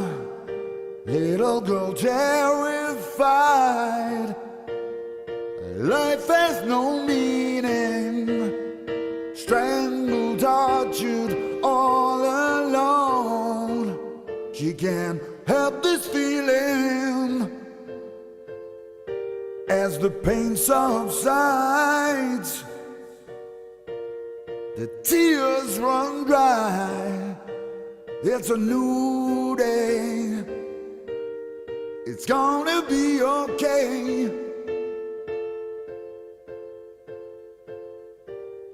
Seasons change, so don't be afraid. She'll build a better life that's hers for more than a day, and she becomes a queen in every way.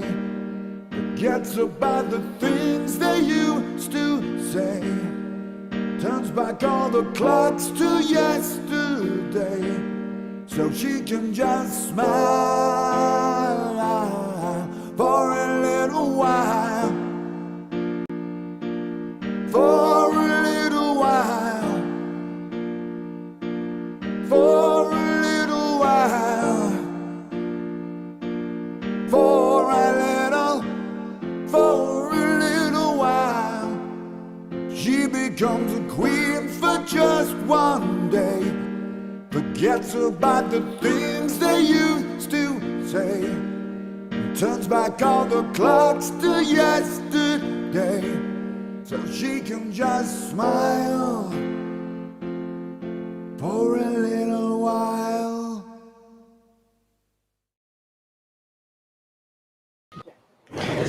So, before our next panel, we have a short film, The Future for Tourism, Culture and the Arts in Calderdale. And please don't forget to send your questions in for our next panel, which is Keeping It Special.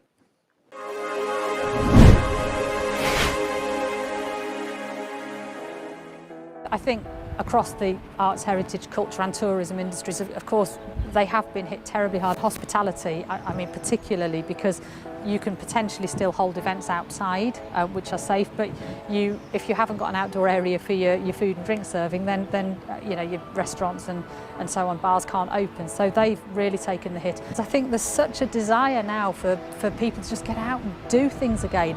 And I'm certainly feeling that within the industry itself, you know, from the arts, the cultural, the heritage, the tourism industries, the people that work within them, they just can't wait to reopen, to showcase their venues again and to welcome people back. We've talked a lot about how do we get people back to Calderdale, how do we get people back to these places, and I just don't think we're going to have a problem.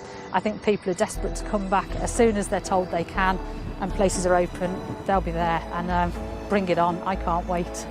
All of the partners within cultural destinations and businesses and venues across Halifax and Calderdale have been working really hard to make sure their premises are safe. And we just need to get that message out to people so that they know that they are coming to a place that is as safe as it can be. Of course, you can't eradicate risk totally, but it's as safe as it can be. And that when they come and enjoy whatever the attraction is, they will be safe to do that. And I think hopefully we will be able to get everyone that wants to out. We've all been forced to look at different ways of working. We've been forced to look at different ways in which to engage our communities. Culture itself, it can be a catalyst in recovery, but it can also be a driving force, bringing people back together again. We've got to explore different ways to allow people to feel comfortable to come back into the spaces again, especially indoor spaces where, largely that we're dealing with kind of significantly sized crowds. It's been really visible in Calderdale, the support that we've had from, people who used the centre previously, both participants and also audience members, showing the kind of the appetite, the happiness, but also willingness to support. They're not coming to us just saying when you get open. People are coming to us and saying, how can we help, how can we even be involved? And that's a really important aspect of it. People have missed the friends and family, the ability to kind of come together socially with others, be in the presence of strangers, meet new friends, and all the unintended benefits of having a kind of a really strong kind of social and inclusive offer for the community is it's exciting to think we could be back to that very soon. I think particularly for hotels that whilst we do have fantastic grounds, we weren't able to open outdoors or do those kind of outdoors things as much as kind of other venues would necessarily be able to. Calderdale is resilient. Throughout everything that we've seen this year, the support that we felt from the locals, and we felt the sort of sternness and the resilience of people saying, do you know what, we're not going to let this beat us, we are going to get out and about, and we are going to get out there and enjoy the things that we want to do. There is something a bit, true grit about the people around this area and in Calderdale, and we experience that all the time. Calderdale only keeps growing. There seems to be more and more people coming into the area. We've certainly seen a mass increase in our leisure business within the last 3 years. We put a lot of it down to the fantastic filming that's gone on in the area and the fantastic work, Sally Wainwright and how we like to say, sort of single-handedly brought people into the area through the filming, and we see that every day. People come into the area for Gentleman Jack, for Last Tango, for Happy Valley. I have no worries whatsoever that we'll still be able to attract people to this fantastic part of the world. Overnight in March 2020, things just stopped. But I have to say that during the year, we have just sort of firmed up our relationships with our external organisations. I think in terms of all my venues, they've been absolutely busy looking at new ways of operating. There's still an element of nervousness, so I think collectively we've got to support each other to build that confidence going forward. We will get back to that position where we were pre-pandemic, where, for me, on the tidal wave of what was Gentleman Jack and what that meant to our tourism and visitor economy, is sort of like getting back and building that confidence. So absolutely, new business will emerge. We're already seeing sort of like the nuggets and the seeds of all of that. And I think our job now is just to sort of like water them, push them and grow them. Calderdale is like such a diverse place. There are lots of historical elements as well, so by helping arts to raise, it's a way that people can express themselves in their own way. People can enjoy and become inspired, so it's really important that arts continues to be supported through events like these. My question for the panel is, how could the counselling partners help the cultural destinations flourish?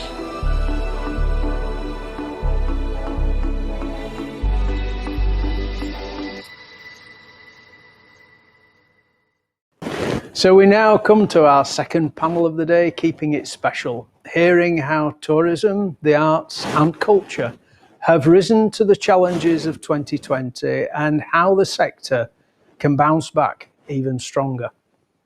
Our panellists now are Joseph Farrer, General Manager of the Holsworth House Hotel, the historic award-winning hotel operating in Calderdale for the last 60 years. Joseph has spent 18 years in the hospitality industry with 8 in Calderdale. Joseph is joined by Dave Jenkins, the Managing Director of Arts at the Mill, which is a community interest company. Dave tells me he's looking forward to the challenges and opportunities operating Square Chapel Arts Centre as we start welcoming people back into arts and cultural venues.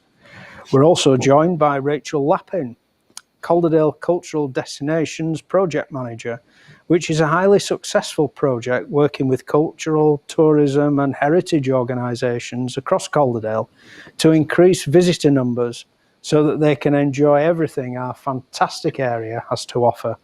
And to complete our panel, we also have Bobsy Robinson, the Council's Cultural Services Manager, who is also a trustee of several voluntary organisations which capture her passions as an advocate for diversity, inclusion and tackling inequalities across Calderdale. Now, I am aware that Bobsy unfortunately is having some technical issues, but I do hope, Bobsy, you'll be able to join us for some of these questions. So to start off, panellists, welcome. I'll go back to the Youth Council question for you, if I may, and that was, how will the Council and its partners help Calderdale's cultural destinations to flourish following the pandemic? Who fancies starting with this one? Rachel. Yeah, thanks, Michael. I think I'm going to sort of jump in there first, because I'm going to take the easy answer, if that's all right, Joseph and Dave and Bobsy, when you get to join us. How will all the partners help Calderdale's cultural destinations flourish following the pandemic? I think they just will flourish. I think, as Joseph said in his intro, you know, his business, Aldsworth House, I know Square Chapel, you know, visitors were flocking in pre-pandemic. They've been desperate to come back all through the pandemic. I live in Hebden Bridge. I'm really fortunate. Not only am I a cultural tourist in the valley, you know, I live here. I love everything about Calderdale. It's a wonderful part of the world that we who live and work here know. We just have to sell it to the rest of the world. On Hebden Bridge throughout the pandemic, I mean, obviously during lockdown, it was lockdown 1, it was different, but in more recent weeks and months, at the weekend, it's hoarding, it's absolutely packed. How are we going to get people back here? We're not going to have to do an awful lot, frankly, because people are already coming back here. Yeah, we need to tell people what we've got here, you know, what we've got for people to enjoy. We need to make them know that places are safe. How can we help the places to flourish? Obviously, they need support, moral support. People have lost a lot, you know, personally, financially. But we need to let visitors know that Calderdale is safe to visit, our establishments are safe, and we just need to welcome them back. But I don't think we're going to have a problem, because I think that the borough is going to flourish post-pandemic. People can't wait to come back, and we can't wait to welcome them back.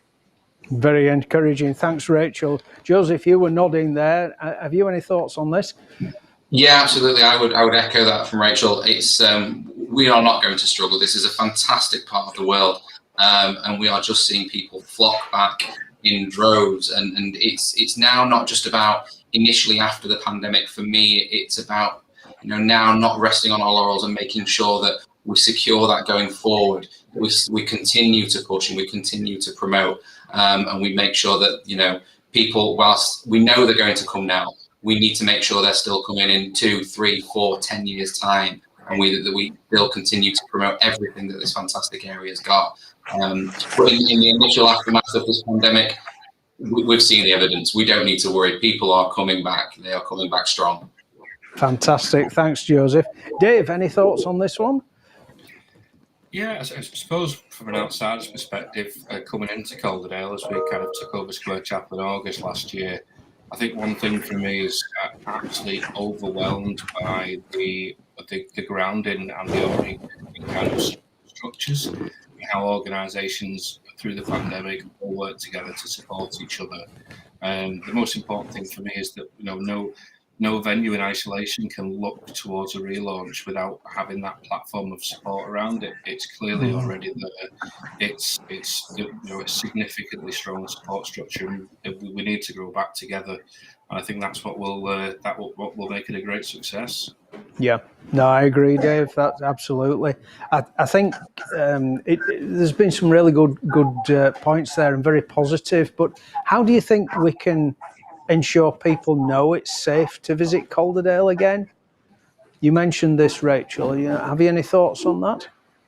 I think it's just, I mean, we've heard it sort of, I think Hannah mentioned it in her fantastic, I mean, you know, what an ambassador she is for Calderdale. You know, how many people know that we've got such a you know, an honoured and celebrated Paralympian in our midst, and she's not the only one. We have other sort of hidden gems, you know, like Hannah, sort of across the borough. You know, we just need to tell people, you know, even people within, you know, from Tudnum in the west to Brighouse in the east, or Cornholme and Portsmouth in the west, if you want to go right to the edges, to Clifton, you know, it's like slightly east of Brighouse, of course, and you know, all the towns and villages in between. You know, how many people within Calderdale know what's within Calderdale? We need to talk about what we've got here. We need to promote it. We need to talk about it locally, locally, nationally, internationally, when it's safe to do so. And we just need to let people know that it is safe. The amount of money and time and investment that has been spent during lockdown to make it safe. Obviously, people realise that this pandemic's not going away. It's going to be with us probably for a long time to come. We'll learn to live with it, as we do with other sorts of diseases, you know, and we learn to do it safely. So people have been putting a lot of infrastructure in place ready to be able to do that. So, you know, people have invested a lot of money and time and effort in making their venues and establishments safe. And so if you go to the Holdsworth, if you go to the Peace Hall, if you go to museums, if you go to any number of establishments within Calderdale Square Chapel, of course, you know, Dave's here today, you know, people will feel safe within the restrictions to do that. And of course, you can go outside. Yes, you've got to maybe keep socially distanced, but we've got acres and acres, miles, kilometres of beautiful sort of outdoor space where you are generally, you know, you don't need to sort of worry so much about, you know, sort of the safety. But it's just, I think, communication. Michael, just to let you know as well, Bobsy can see and hear us, so we can probably pose questions to her. We just maybe can't see her, so we can possibly ask her a question. She might be able to hear us. She's just let me know I can see and hear you all, so it might be worth asking a question. So. No, that's great, Rachel. Well, we can probably find some way of getting through to Bobsy and involve her in this, because I know, having worked with Bobsy very closely over the past couple of years, she will have a lot of input into these questions. So, just Joseph, just going back to that one about the being safe to visit Calderdale, you must have put an awful lot of work in at Holdsworth House into the safety aspect. How can we let people know it is safe to visit? Yeah, it is. You know, we've put so many different things in, and it's about that consistency of message, that every time we are reassuring people that it is safe and things are now in place, that you know, everything is done that possibly can be done in order to keep people safe. But on the flip side of that, it's also important to reassure people of what is still the same, that, you know, their experience will not be taken away from just because of the measures that have been put in place. So whilst it's important to really put out to people that it is safe and it's great and please come back, but also the things there will not detract from everything that we have, and not only in our business but in other businesses. The consistency of messaging has to be there. Yeah, I agree, Joseph, and we've been working really closely with Richard McFarlane, who's the museums manager, and he's actually produced a short video about Bankfield Museum, Chibden Hall, and how safe that is with all the procedures that they've put in place, and hopefully that will allay some fears as well for when we can welcome people back in fully. Just before I bring Bobsy in on this, Dave, you must have had similar thoughts regarding Square Chapel. Yeah, I mean, we can certainly have no complaints in terms of the cultural sector, how we all kind of support each other nationally, and how much kind of guidance is being pulled together, various different support networks, and feel that, you know, we've got a really good knowledge base now to build on what's practical to provide access that's safe. I think the most important thing to kind of add to that is that we need to be in constant dialogue as well with the communities. What is socially distanced and safe isn't just about comfort. We need to make sure that access and inclusivity is factored into thinking around how people feel comfort and how we can make sure that we constantly adapt to the way that the community feels, and pass that message on to kind of outside the community and feel safe to attract people in and feel well looked after. Yeah, I fully agree, Dave. Thanks for that. Well, welcome, Bobsy. We did have advance notice that you were on your way because Rachel said that you were about to appear. It's absolutely superb to see you, Bobsy, and thanks very much for joining us. I'm sorry you had technical difficulties. Would it be all right just to pull you in on this question about how do we ensure people know it's safe to visit Calderdale again? What are your thoughts?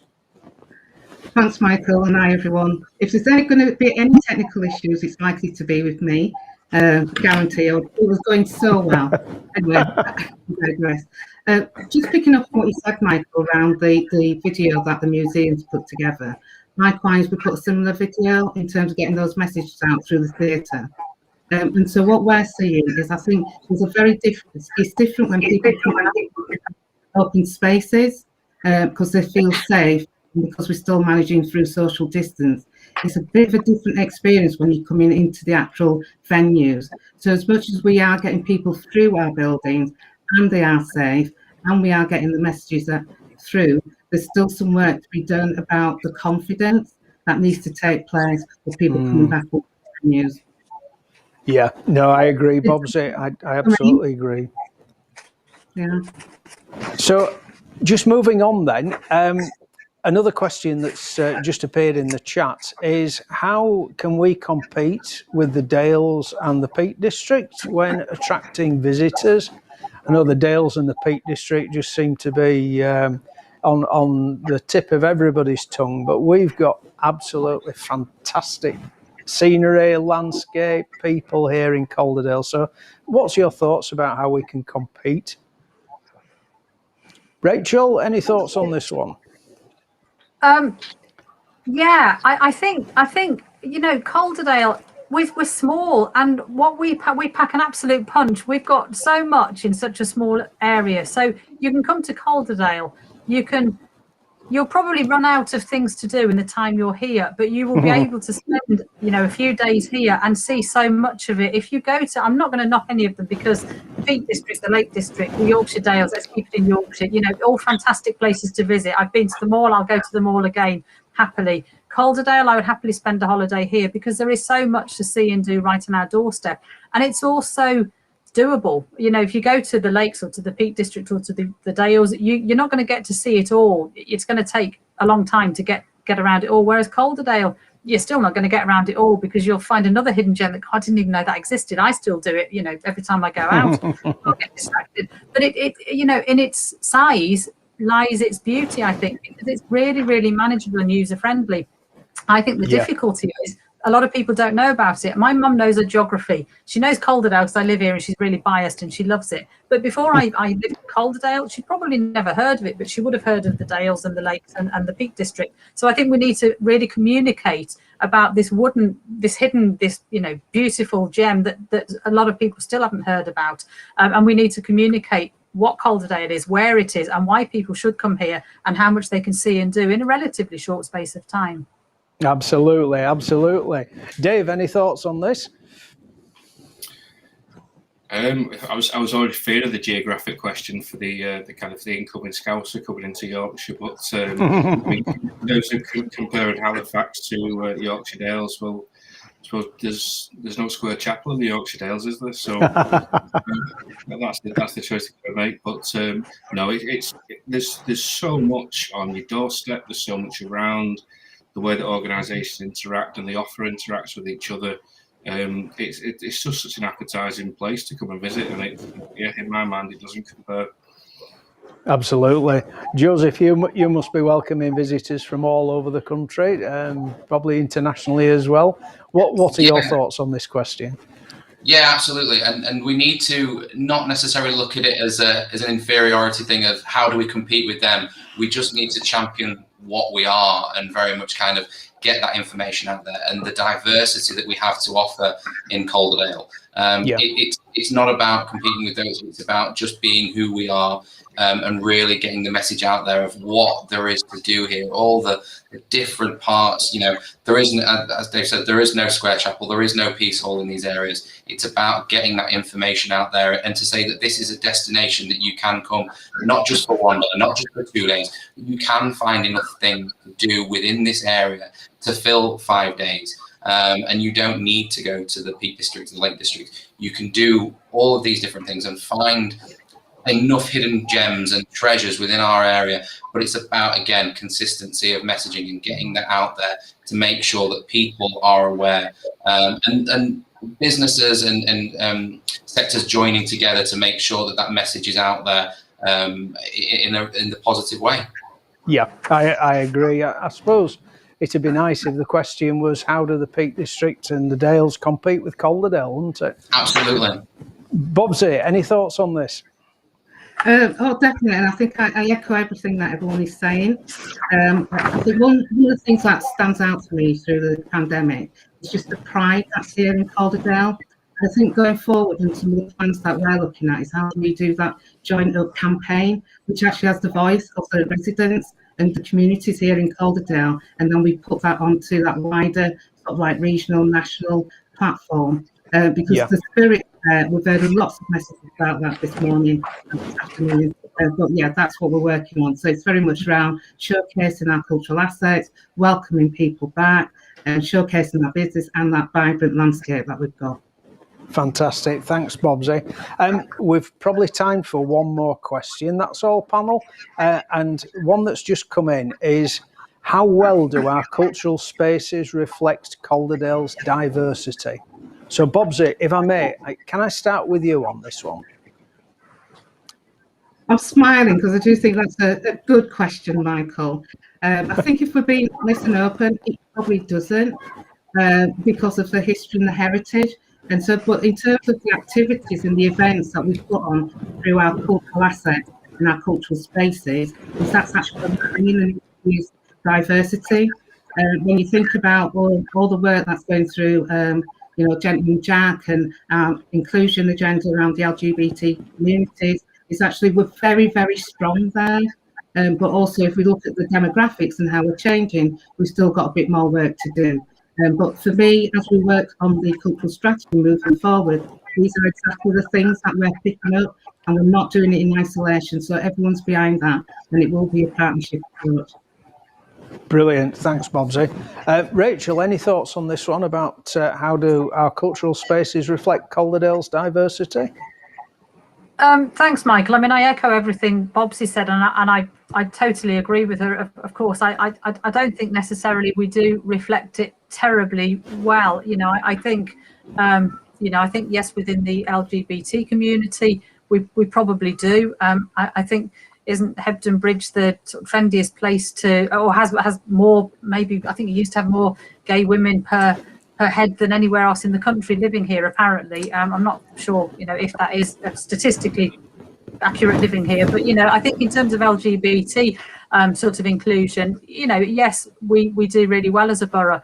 I think in terms of other areas of diversity, I think we probably are lacking somewhat. And I think it's just really important. I know all of the venues within cultural destinations, Square Chapel, Peace Hall, Northern Broadsides, the museums, Dean Clough, to mention a few, Eureka, of course, the National Children's Museum, they are all really, really geared and really, obviously, they welcome all visitors. And it's really important that we make everywhere, Joseph's already touched on, make all of our venues and attractions across the borough really accessible to all. And it's that, as we've said so many times in this 20 minutes, it's the consistency of our messaging to make sure that everybody, whoever you are, wherever you're from, you're welcome here. It's safe to come here, and we will have something for you. So come here, check Calderdale out, feedback to us, we'll learn from it, but just come here, and we hope to be welcome to absolutely everybody.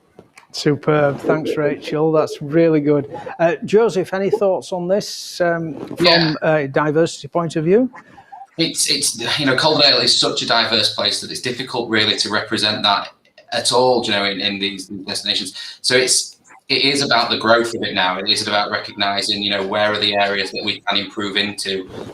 Yes, we're making strides. Yes, we're doing well. But where is the improvement improvement now that needs to go forward. And it's just better inclusion and better representation across the board. And I think everybody knows that there's always still room to grow in these things. Fantastic, thank you. And Dave, a final word from you on this this question. And I think we have to take a benefit out of the pause that we've been able to have and time to reassess the way that we engage audiences and artists and people within the programme.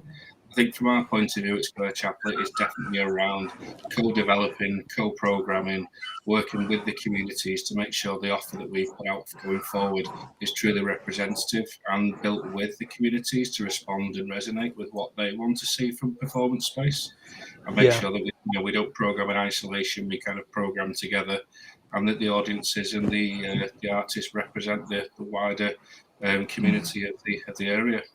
Yeah, fantastic. Thanks very much.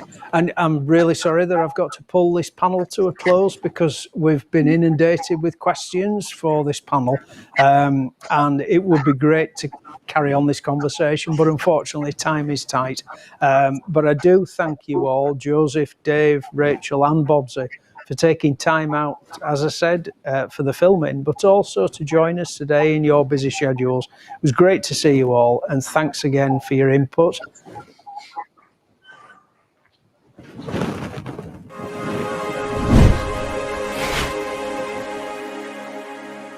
Good afternoon, everyone. Chloe and Noah here again to introduce the next part of the event. In previous years, We Are Calderdale has held a marketplace where you get to meet a variety of people from different sectors of work. Sadly, that hasn't been possible this year, but don't worry. Students at Calderdale College have been working on a series of short films to help us host a virtual marketplace. We hope you'll enjoy seeing the people from the market, and don't worry, in 15 minutes Michael will hand you back to the main event. Don't forget to let us know what you're thinking with hashtag #WeAreStillCalderdale. I'm Heidi Wilson from Housing and Green Economy Service in Calderdale Council. When we meet, can we move? It might be virtual, but we're all meeting here today. So, can we make sure we're moving? Coming up next, some simple exercises for all levels. Why not give them a go while you watch?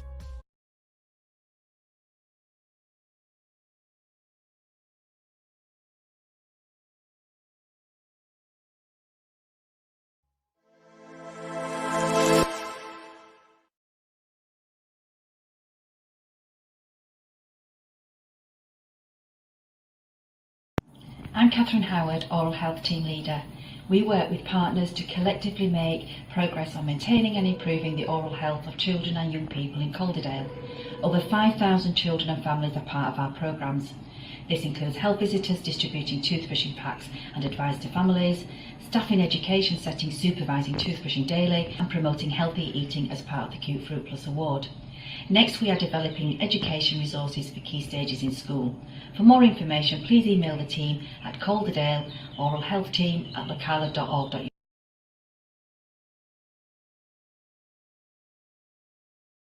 Hi, my name's Joanne McIntosh and I work for Calderdale Council and I manage the Employment Hub.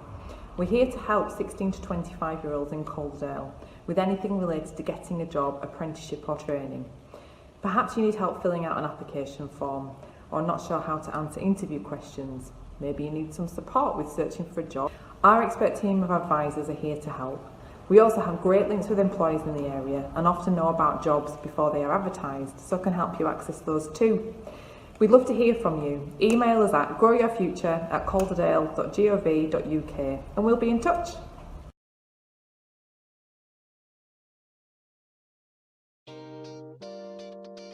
We are Healthy Minds, offering mental health support to anyone who needs it, our services being shaped and led by our local communities. We provide organised peer support groups, workshops and courses, education programmes and activities for young people, one-to-one support for people in distress, and employment and welfare rights advice. Healthy Minds, here for the people of Calderdale. Hi, my name's Rachel and I'm from the Community Foundation for Calderdale. We give out over £1 million worth of grants to charities in Calderdale to help people in Calderdale. We care passionately about helping people with debt, poverty, homelessness, domestic violence, and we really care about social inclusion. One of our top priorities is mental health. You might have seen an opportunity to tap and donate to mental health charities down in the wool shops. If you've not, go check it out. Hi, I'm Kirsty, one of Calderdale's breastfeeding peer supporters. We are trained volunteers who have experience of breastfeeding our own babies and can offer help and support at any point in a mum's breastfeeding journey. For the past year, we have continued to support families over the phone through our private Facebook group and in Zoom meetings. And we are looking forward to returning to meeting mums in the hospital, at groups and home visits as soon as we can.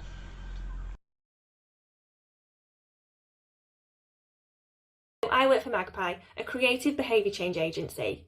We're working with Calderdale Council, creating a campaign to help build food resilience in families.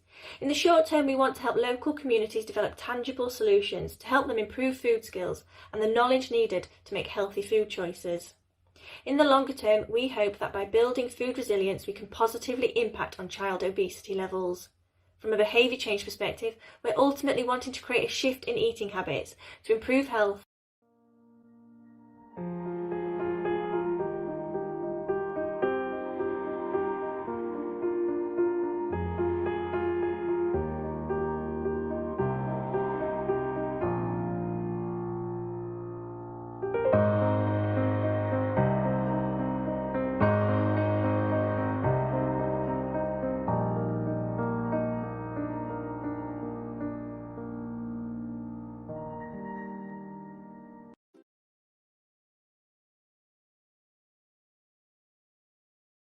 Hi, I'm Steph from the New Ground Together Employment Skills team here in Calderdale.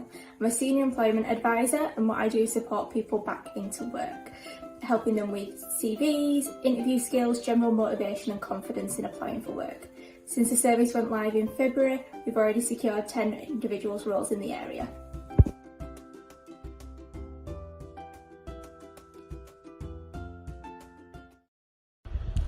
Hi there, it's Jessie from University Business Centre at Peace Mill, next to the Peace Hall in the centre of Halifax in wonderful Calderdale, run by Leeds Beckett University.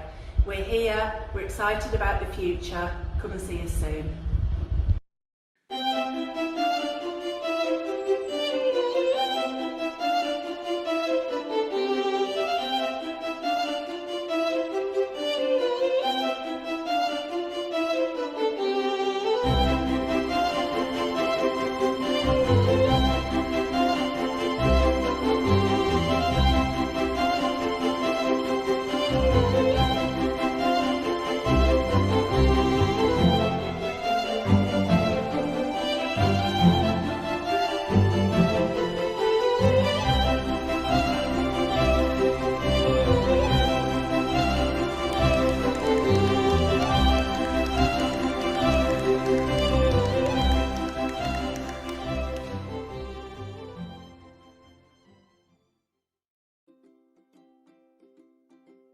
Hi there, Rachel Holland here at New Ground Together. I just wanted to jump on and let our partner agencies know about our Energy Redress scheme. Our Energy Redress scheme is designed to help members of the community alleviate fuel poverty, and by that we can help them get up to £50 off the gas and electric if they have a prepaid meter. So far we've helped support about 3,000 people in this process, and we've spent about £120,000 to help anybody that's struggling at the moment. So if you feel like you've got any service users or clients that may benefit from this service, if you could send their details to referrals@newground.co.uk and we can help them as soon as possible. Thank you. ISCAL has been providing employment and training for the people of Calderdale for over 100 years. At ISCAL we produce tissue products such as coasters and napkins for the hospitality trade worldwide. To do this, we provide supported employment and training to people who have barriers preventing them from gaining employment. The aim at ISCAL is to help people gain the skills, experience and confidence needed for future employment. Hi, I'm Denise and I'm a school nurse in Calderdale. We work with families and young people between the age of 5 and 19. We're all qualified public health nurses who provide a link between school, home and the community. We provide support through holistic assessment, early identification and evidence-based intervention. and work closely with our partner agencies to safeguard and promote the welfare of the children and young people in Calderdale. I'm Angela Everson and I am the Chief Exec of Women's Centre. We are an organisation that has worked in Calderdale for 36 years and we are one of the largest independent charities in the area. We offer a wide range of trauma-informed, holistic services to women and their children, and we also offer the All Victim Domestic Abuse service for our area. We are also very heavily involved in the wider work of the voluntary and community sector in Calderdale.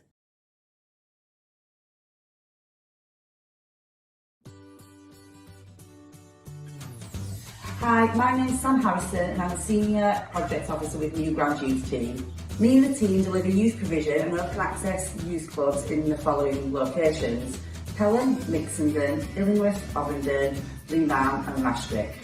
Whilst working outside, we provide sports, arts and crafts and issue-based activities. If you want to get in touch or make any inquiries or make a referral about the services we offer, then please drop an email through to referrals@newground.co.uk.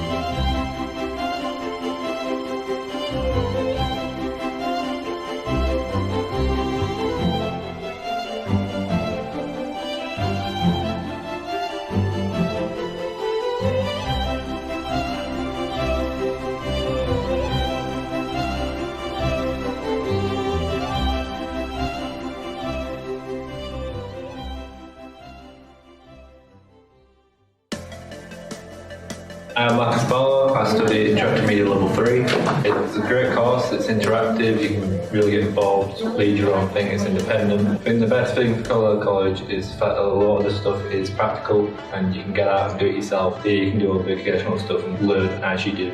Whilst being here, I've been involved in multiple cases of work experience from inside the college to outside the college. It's been really useful to get outside into the real world and practice what I've been learning in class. The tutors are fantastic, they're there whenever you need them, various skills in different formats, different practicals. The best thing about the course for me is the photography side, setting up in studios, doing lighting design, using models. I'd recommend this course to other people because you're allowed a good level of independence. From my time at college, I've learned how to use the entire Adobe package from Premiere to Photoshop, valuable skills like how to cut and stamp and to mask things out. And you've got all this great lighting equipment, all the cameras you could possibly need. After I finish on this course, level 3, I plan to go to university. So we spent 10 weeks with Lloyds, having an hour session once a week, just going through different employability skills, transferable skills, getting us ready for the workplace.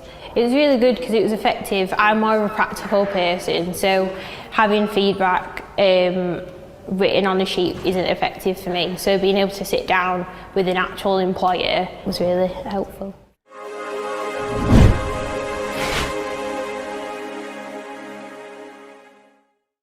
Welcome back, and I hope that you've enjoyed the Marketplace event. The recording of today's event, including the Marketplace, will be available through the Council's Facebook page for you to view at a later occasion if you so wish, just so that you don't miss any of the exciting things that were in the Marketplace. Now, before our next panel, we do have a short film entitled The Big Issues, but may I remind you that your questions will be most welcome through the link. You were absolutely fantastic for the last panel because we were inundated with questions, and hopefully the same will be the case for our next panel, which is keeping it kind and resilient.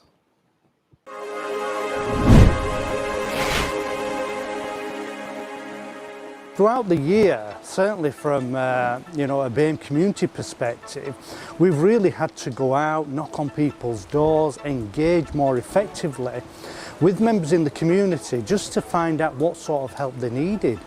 We've certainly had to work a lot harder in going to those houses, you know, just standing on the door, keeping socially distanced, wearing our masks, but just having brief conversations with them. And we've really found that's really helped. Mental illness is something that's so hidden, certainly within communities that are isolated, that, you know, the fact that you're going to spend some time to chat to them gives them that reassurance that actually there's somebody thinking about them. And the resilience of our communities, absolutely unbelievable. And people coming together to sort of help each other. You know, I was absolutely amazed, the numbers of offers of support, the number of volunteers that were just ready to come out there and help has really been overwhelming. When I look at sort of the pandemic, you know, does anyone say any good's come from it? I think the resilience, the fact that we are working more closely together, the fact that, you know, race, ethnicity has really not come into it when it comes to giving support. People have openly helped each other, and I think that's what we really need to take from this. What a year it's been. We went almost straight from the floods of Storm Ciara when I was working here in Selby Bridge in the flood hub into the coronavirus pandemic, and obviously I have continued to work on climate emergency throughout that, as have my team. Projects to look at transitioning council fleet to electric vehicles and to put in electric vehicle charging points have all been still rolling ahead. In Calderdale, it does really resonate with people because we are at flood risk here in the valley, many people are, and with climate change making extreme weather more likely, there's a very real and direct impact there between what climate change is doing and actually what that means for people here in Calderdale. There is a real vision here in Calderdale from leaders and also from grassroots groups and communities to be a climate leader, and actually there are a number of areas where we already have best practice and leadership. I think the pandemic's made people look at their local area in a new way. People have been walking and cycling more and thinking about what that local area means to them, and I think that's really exciting that coming out of coronavirus we can use some of that new community feeling and some of those new habits. We work with a lot of people who are experiencing street homelessness, people who may not have access to media, who may not understand the pandemic because they don't have access to that information, or despite the awfulness of the pandemic have other more pressing issues like where's the next meal coming from. So with that group of people, it probably has been a bit more challenging. I can say that compared to some other areas, one of the things that always strikes me about Calderdale is how well the council and other partners all work together. During the pandemic, there has been a ban on evictions, that has protected a lot of people who otherwise might have been forced to leave the home. So, for example, if they'd lost their jobs, couldn't afford to pay the rent, there has been lots of measures put in place to assist those people.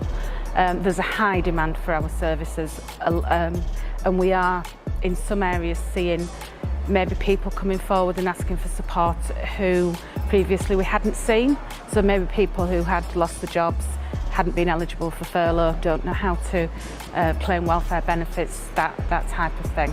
The people power I've seen in Calderdale in the last year, you know, it's incomparable really. I think it's just been so inspirational to see how people can make change happen together, and the way it impacts others has been just phenomenal. I think Calderdale are national trendsetters when it comes to climate change, when it comes to social justice. If you see the response we did to the Black Lives Matter movement and the fact that they took a stand really early on to say this is not acceptable and we're going to be working hard to address this, I think that has really set the tone for how Calderdale addresses really important issues, the same with climate change.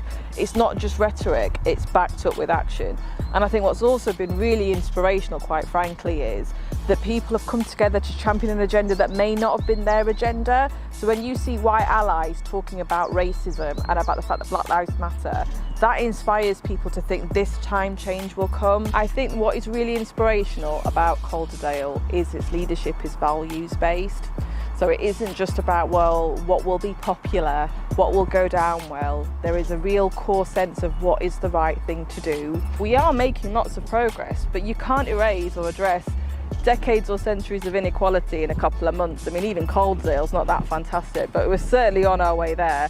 And I think with the leadership in the space that it's in, and with the talent and excellence that we've got in the place of Calderdale, you know, I'm very hopeful. I'm inspired, in fact. It's been hard, it's been complicated. We didn't know what was happening with exams, with rules kept changing, closures, but people carried on through it because we needed to, and because that's sort of at the art of Calderdale, just getting on and doing it. My question to the panel is, how do we bring together faith groups, climate change, healthcare, all together so we can make Calderdale a safer place, especially around, you know, climate change, but also make it the sort of social hub it used to be with the Peace Hall, Square Chapel, and sort of bring everything back together so we can, you know, we've got a big music industry. How do we make that what it was?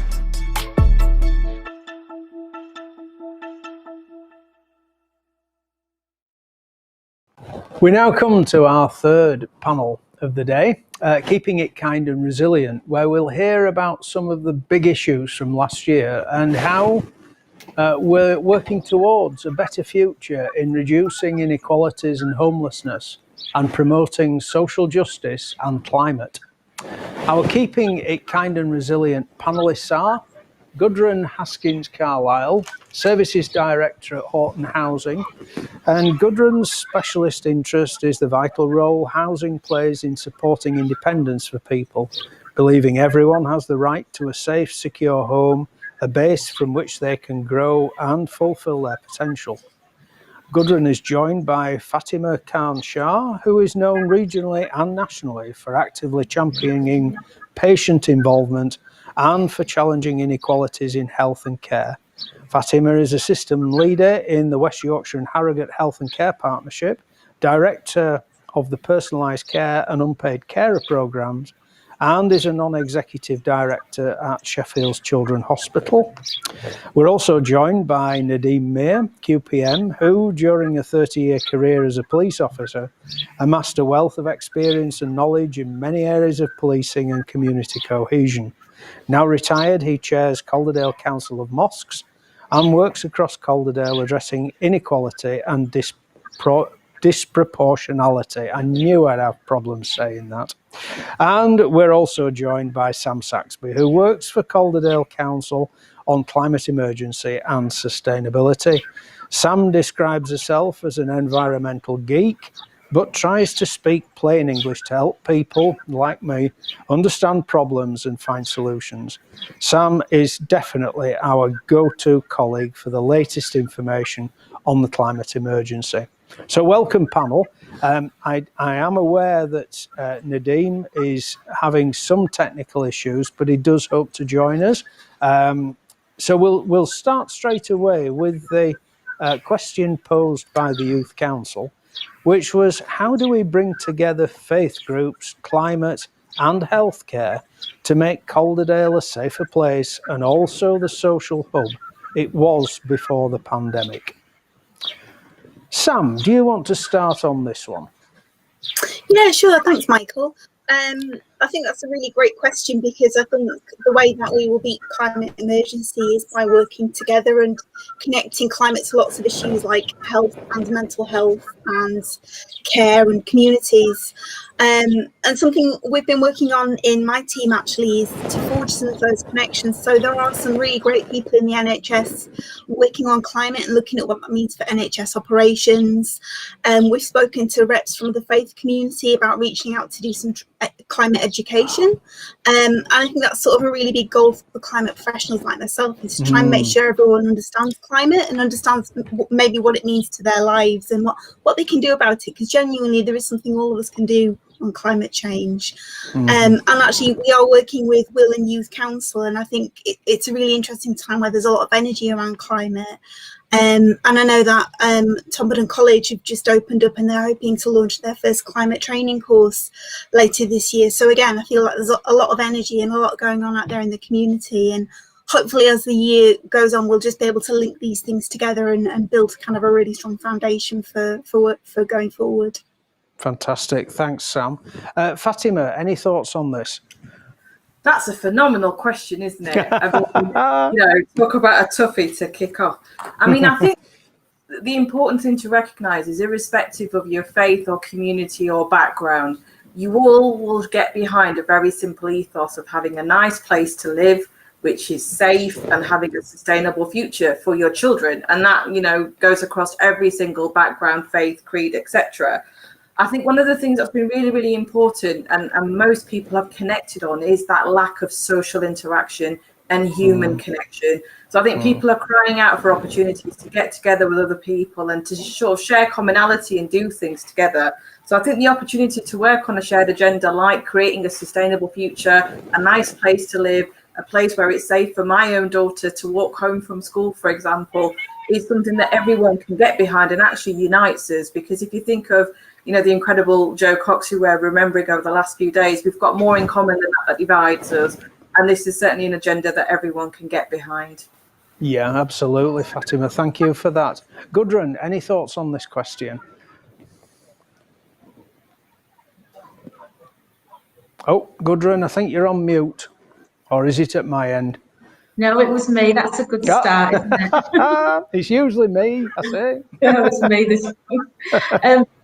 So I would say that Calderdale definitely has the partnership arrangements in place. People seem to work really well together in Calderdale. So I would have every belief that this is possible. And as others have said, there's a real will to, I don't know, so maybe not get back to normal, but certainly to move forward and start interacting with each other much more. So yeah, definitely think that we're on the right track in Calderdale to do this. Great stuff. That's great. Thank you, Gudrun. The questions are coming in thick and fast, so I'll move on to our next one. How do we capture and act on views of the unheard, such as those with mental health issues, carers, and those in poverty due to the pandemic? Fatima, do you want to kick off on this one? I was really worried that was going to come in my direction. So one of the key things I've always heard from unpaid carers, people from different communities, is you don't come to us. You expect us to come to you at a place that's convenient to you in a venue that we're not comfortable with, and you expect us to tell you our innermost feelings or our innermost thoughts, and we just can't do that because it's not easy or comfortable for us to do so. So I think one of the amazing things about Calderdale is that it creates opportunity. It brings people together in places and venues where they feel comfortable at times when it's convenient to them, and facilitated by people that they can relate to. If you reach all of those criteria, then you will enable those people to contribute in a way that is meaningful to them. And one size doesn't fit all. You might do a sort of a Mela type scenario for people from the South Asian community, for example, and you might go to a different venue for unpaid carers. You might have to create some sort of environment where the person that they're caring for is looked after, and they're able to contribute in a slightly safer and separate way. So I think my sort of lasting thing would be, think about who's listening and who you're sending in to facilitate that conversation, but also how, when and where you're doing it, and one size doesn't fit all. Yeah, absolutely. Sam, Gudrun, any thoughts on this one?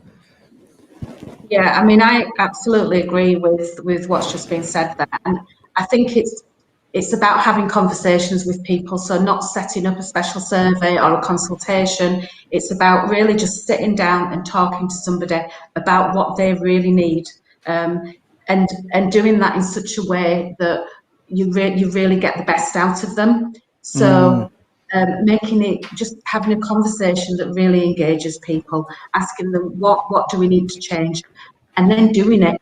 I think a lot of times, people may have been and sent a survey, how can we help you, and then nothing happens, and so then people become disengaged.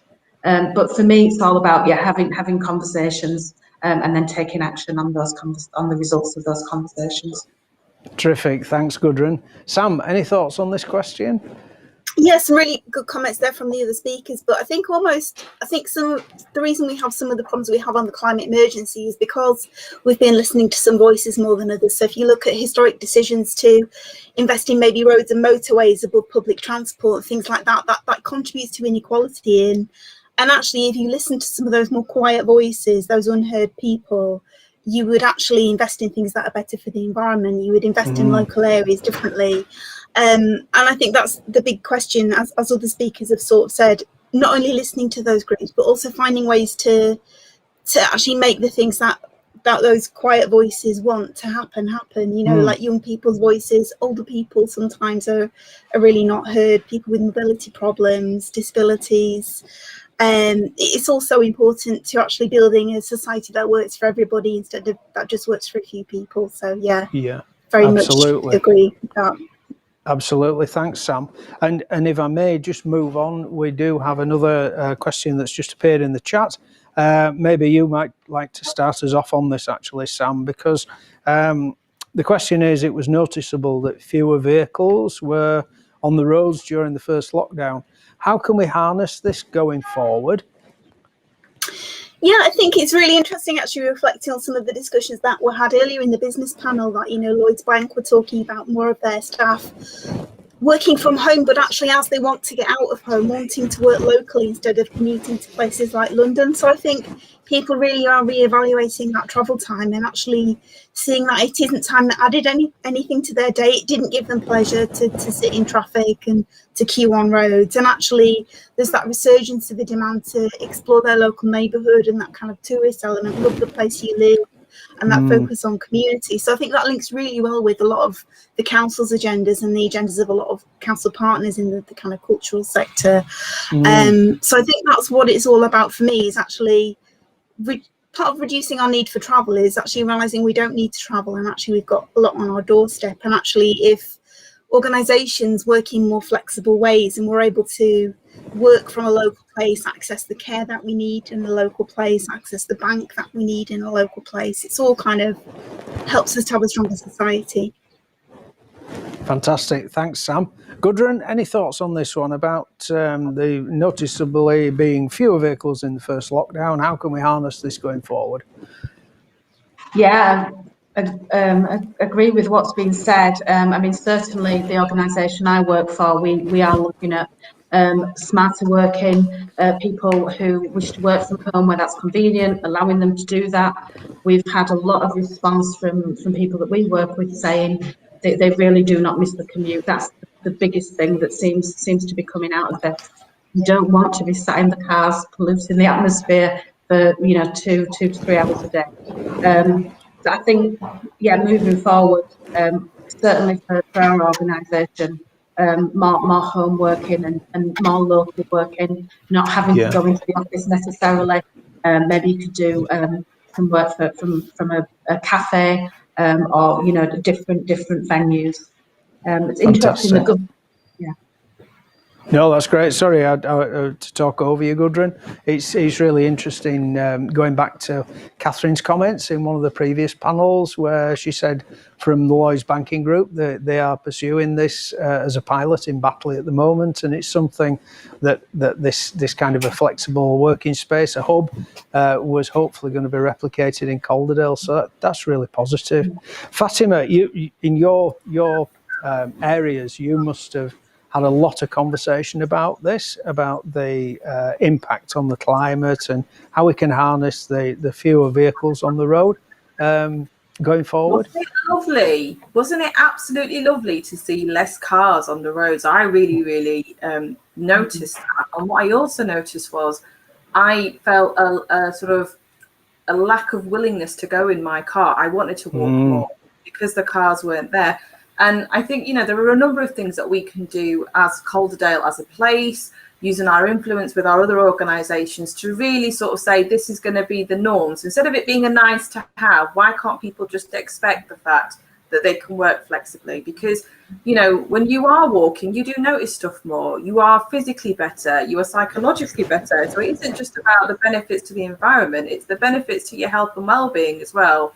So I think there's something about us as a place using our influence with our providers, like you mentioned, Lloyds and other places as well, really creating a space where, working from home is the norm.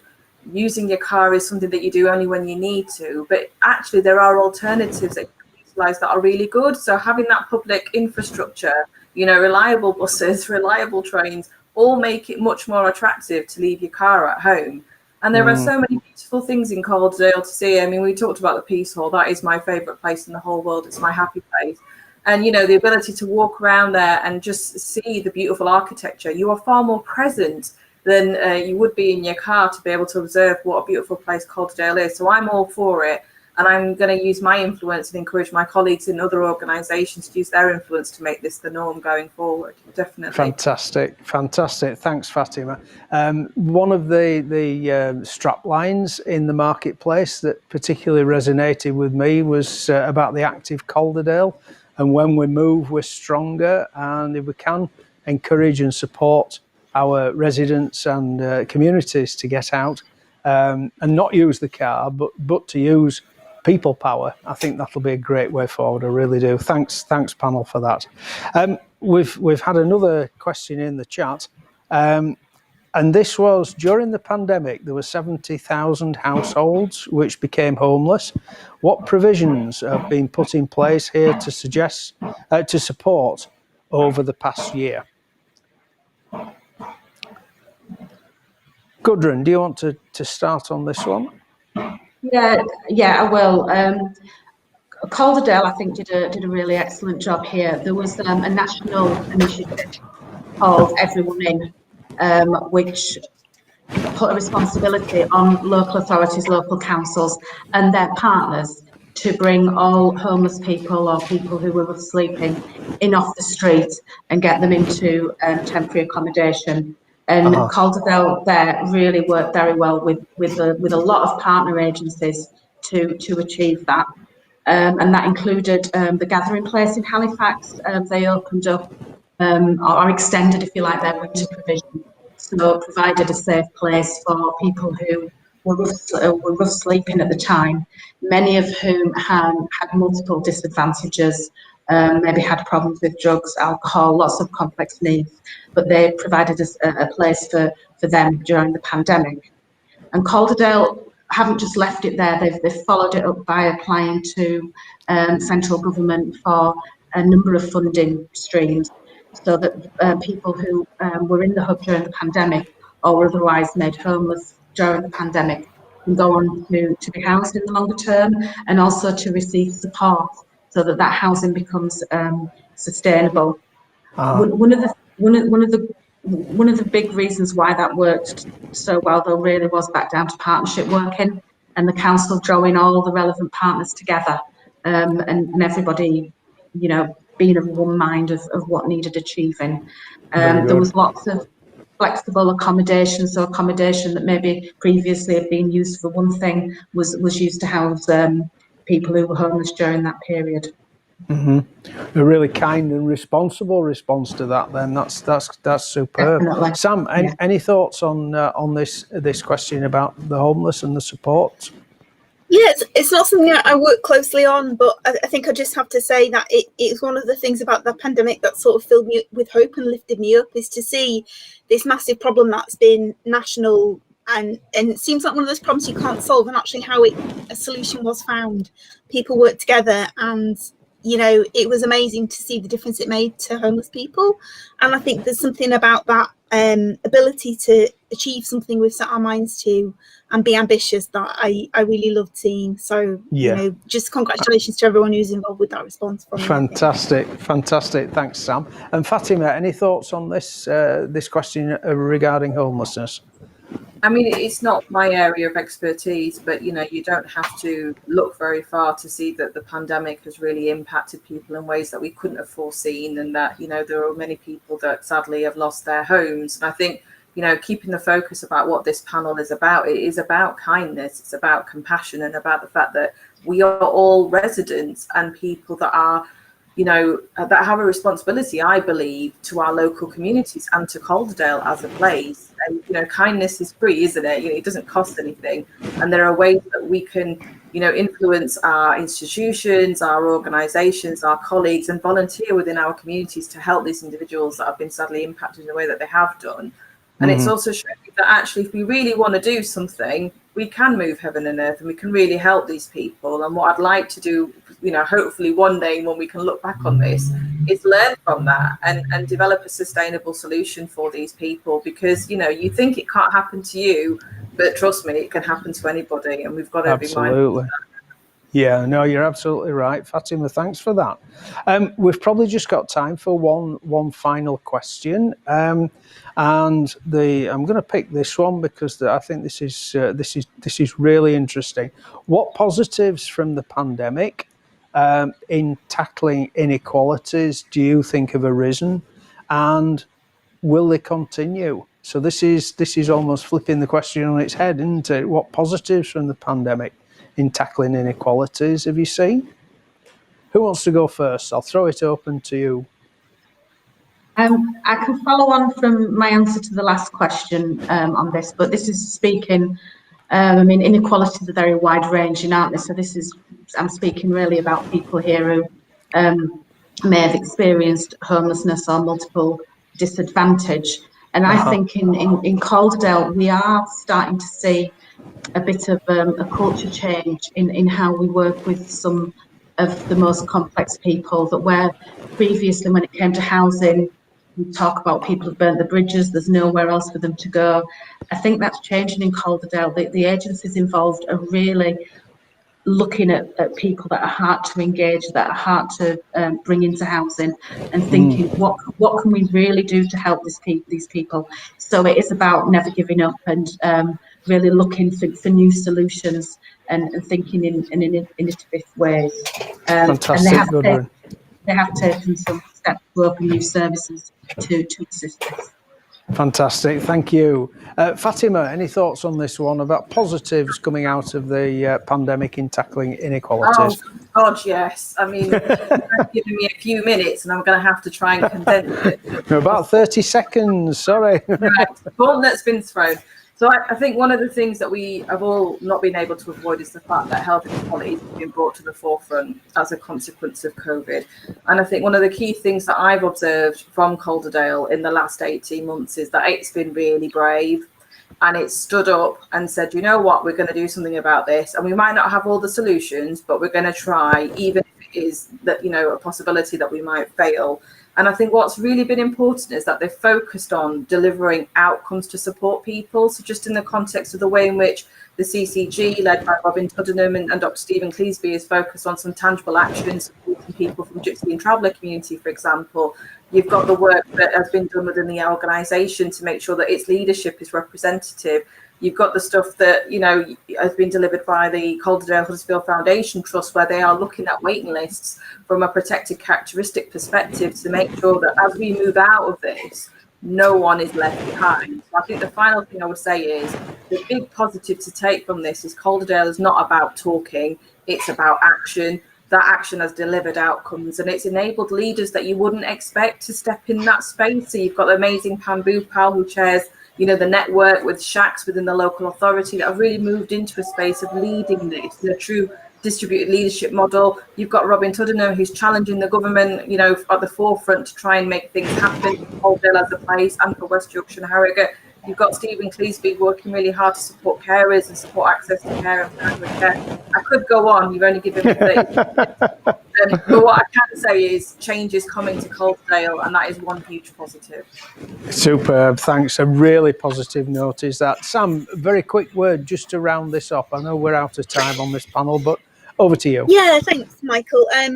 I think for me, the real positive has been that the government nationally has been really forced to face up to some inequalities that are there. The data has been very stark, and actually there's been, you know, spending in different areas to understand that some people need furlough, but certain types of businesses need support to keep going. And I think it sort of unlocked that sort of thinking, really, that we've got to spend as little as possible. It's turned it on its head and said, actually, sometimes we do need to spend money and it's worth it. And I think there's been a lot of learning locally about how to reach out and communicate with different communities to respond to the pandemic, which moving forward we'll now use in other ways, and that will inform all our work going forward. So I think there's been a huge amount of learning, a huge amount of ambition, and as I was saying before, it just shows you what's possible when we work together. So yeah, I think it makes me optimistic about the future in terms of using all that learning. Me too, Sam. Yeah, fantastic. Well, I'm really sorry because we are out of time, but I do thank you, Gudrun, Fatima and Sam, for your attendance today and giving up your valuable time. I'm really sorry that Nadeem had technical issues and couldn't get on the call, because I'm sure Nadeem would have been really keen to have an input into those questions. But thank you all very much for attending, and I wish you all the best. Thank you. So now over to my co-hosts.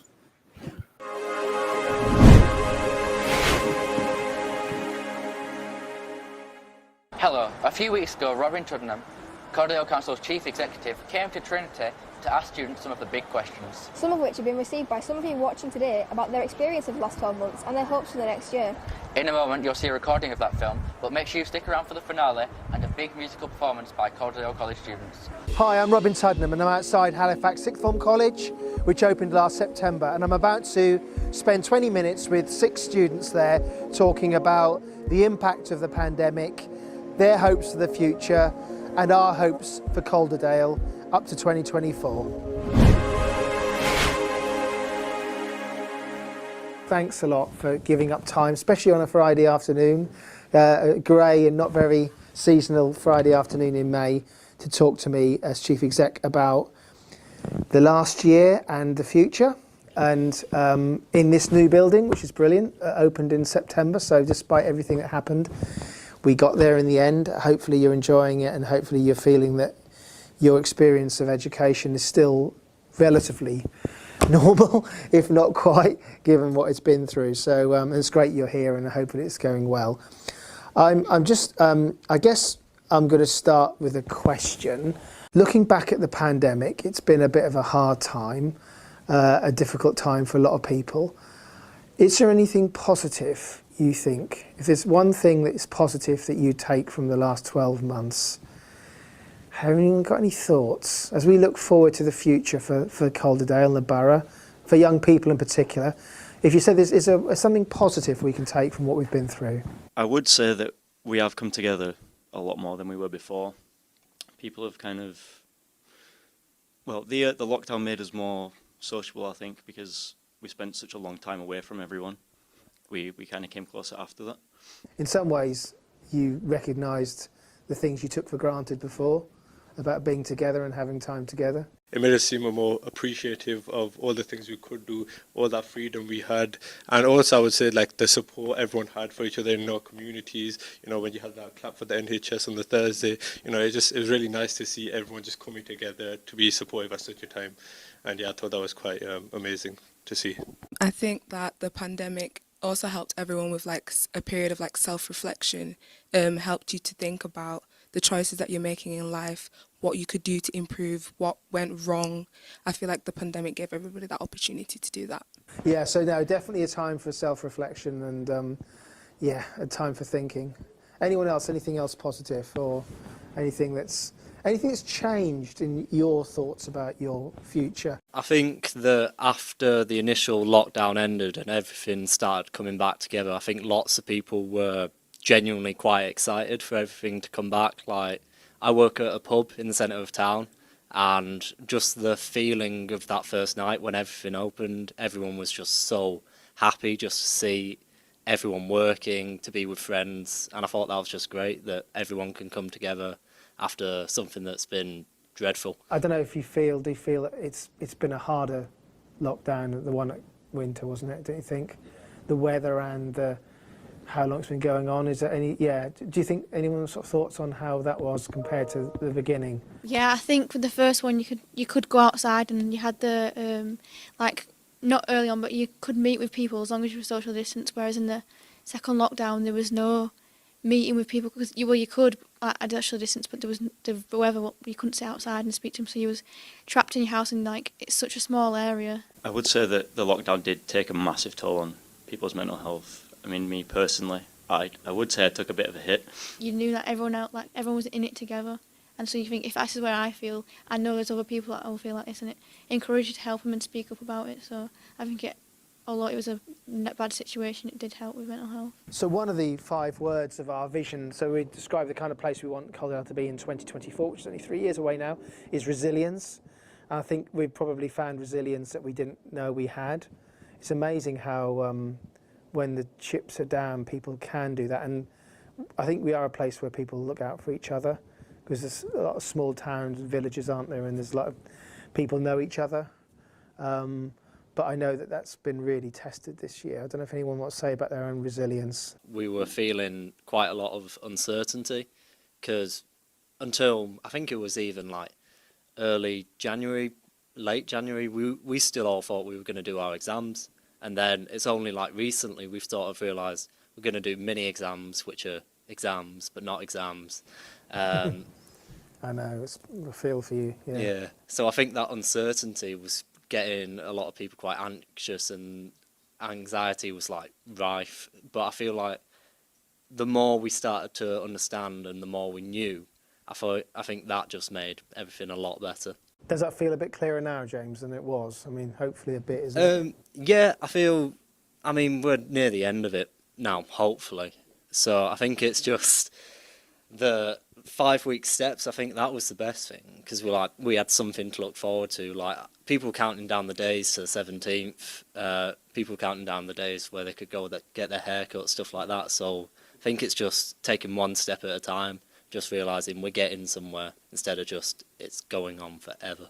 If you were kind of doing my job and you were sort of responsible for the council and you were one of the people, among others, who were trying to sort of plan for the future and the priorities for Calderdale, what do you think the council, the college, the all public organised local businesses, if you were sort of responsible for some of that, what would you think Calderdale should be doing and dealing with and making the most important things? I think one of the biggest things is getting people back to normality. So with everything open again, yeah, it's opening, but we've been in this situation such a long time. We need to know how to, kind of we've not forgotten, but it's trying to supporting people going through that transition because we've had to get used to this situation for a long time. So everyone is used to this situation now, and so when we're going to have to go back to it, it's going to be quite hard for So I think support for all the pubs and the shops and the college and everything.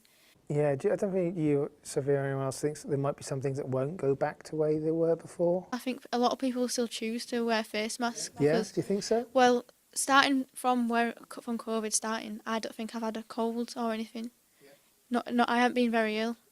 Whereas normally you'd pick up a cold in December, but wearing the face mask all the time, so I think a lot of people still choose to wear them. I feel like support does need to be given to businesses like that who have gone bankrupt because obviously people have lost their jobs, their sources of income. So I feel like support needs to be given to help people get back on their feet from this pandemic. I think one of the best things that have come out from the pandemic is that I see CO2 emissions and stuff like that have just shot right down. And I mean, the environment's been in the best place it's been in God knows how long. But I feel like that's something that we need to sort of maintain. We can't just argue that, it's too much of a change now, because we've spent a year doing stuff that stops us spreading so much pollution and stuff, so we can't go, it's going to be too hard. We need to actually start making a change. The two things I was going to pick up, that's one of them, so that's a good lead in, James. So climate change and emissions, no. I think there's an argument that people, because they've had to change how they behave, has been good. The other aspect, though, is that the focus on it has not been as strong as it because of the focus on COVID.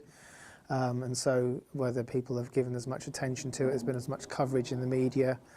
What do you think about climate change? What do you think will be will there be a legacy from this? Or I feel like it shows that we can do something. I think that's the main thing, because I mean, we've all been, it's been some sort of normality, if you get what I mean. Most of us have been working from home, and people have been walking instead of getting public transport because of COVID and less buses and stuff.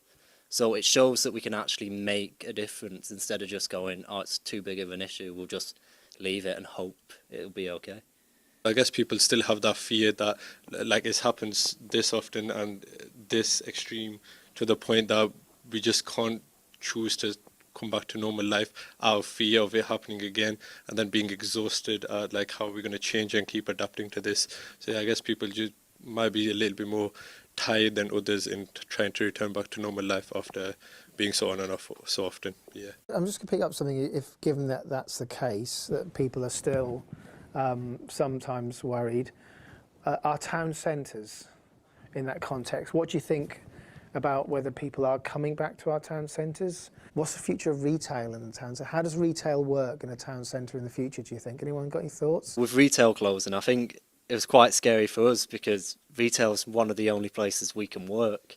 So I thought a lot of people who were working at like Totman, Debenhams, that sort of place were our age. So we lost income. So we sort of need that retail there just so people our age can have their first part-time job, so that they can do something instead of just always being at college or university. I suppose the problem is that it's so easy to go online, isn't it, with a lot of, and it's always it's nice to have it there, but do you really use it? You know, if you're buying clothes, do you still like to go to a shop? I used to travel quite a while to sixth form, and so it'd be more convenient for me to just go on my phone and order something on my way home rather than going into the town and taking the longer journey to get home. So I don't know. It is nice to have it there, but I do think people are a lot more like, oh, I'll just go online and get it. I also think that even though online shopping is easier and more convenient, the feeling of being in a shop and going shopping, I still don't think it can be replaced by just being on your computer. So I think keeping retail alive in town is really important, just because people still go for like that feeling. Like also like the older generation go shopping rather than going online, again because you get to socialise. Okay, so a couple of things to pick up before I finish. One, inequalities and sort of the gap between people in terms of the amount of money they earn or how long they live or what opportunity they get. I think a lot of us would think that that's probably got a bit worse in the pandemic, that people maybe with the hardest challenges or biggest challenges in life, that it's even harder for them to get work, or if they've got poor health, it's probably got even worse. And some people have done quite well and some have done really bad. Do you think that's true, and do you think there's anything we can do about it in terms of reducing inequalities? When Marcus Rashford first talked about free school meals, there was loads of takeaways and restaurants around Halifax, Sorby, that sort of area, who all put on their Instagrams and stuff saying, if you're struggling to feed your kids at the minute, you can come in, no questions asked, and you can have some free food on us. And that just shows how, even though these places were really struggling themselves because they didn't have any business, they were still helping out other people who were in a more disadvantaged place than them. So I just think that's a really good thing for the community as a whole. I think the coronavirus has exposed a lot people who do need more help with like getting money for food, but I think it's almost normalised it. So like when I was in secondary school, you never wanted to tell someone you were on free school meals, but now it's more like you're not really bothered to tell anyone because it's almost worrying that it's common, but it's almost nice that it's normalised. So I'm just going to finish with one thought. Maybe if each of you could think about something about this, but what is a one thing, or it doesn't matter if you're one, if there's more than one. Looking back over the last year, is there one thing that you're personally proud of? I would say one thing that I'm probably proud of is how the community went under such circumstances, how quickly they can come to unite. The way James said that there were takeaways, giving out free food to people that needed it. It was actually it was a beautiful moment to see that even when people are struggling, they're still willing to give a helping hand out to those who might need it more than them. And so I think that was quite beautiful to see. We're all part of the pupil leadership group. I think personally that's something I would have not done if it weren't for COVID, because when I was at home thinking all the time, I was thinking, why haven't I done this and why haven't I done this? I haven't got the chance to do that anymore. And so like I'm participating in things that I wouldn't normally have done. I feel like one of the best things is that people have become quite socially aware. They've sort of seen how the amount of inequalities and injustice that sort of surround us. There was the Black Lives Matter movement, and now it's the Israel-Palestine sort of conflict, and people are talking out about how there's injustices in the world when they normally wouldn't, because they've took the time to educate themselves on certain issues, and I think that's just a great step forward for us. What I'm most proud of on a whole is how everyone just got through so much uncertainty, because we really didn't have a clue what the virus was, or I don't think the government even knew at most points, but as a whole we've all got through it because we couldn't be advised on how to get through it, as no one knew what we were dealing with, but we all got through it as a community. Well, what a wonderful way to finish. We all got through it as a community, and we'll carry on and we'll keep going and we'll achieve who knows what, but it'll be wonderful. So you've got huge potential to achieve, and one of the things we say in Calderdale is we want to live a larger life, a life that's big, full of possibilities, and you can achieve anything if you try. So thank you, and that's been brilliant. Really enjoyed it. Thank you very much.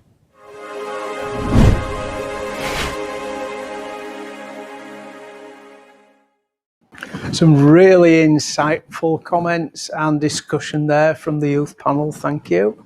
And now over to Calderdale College students for our final performance.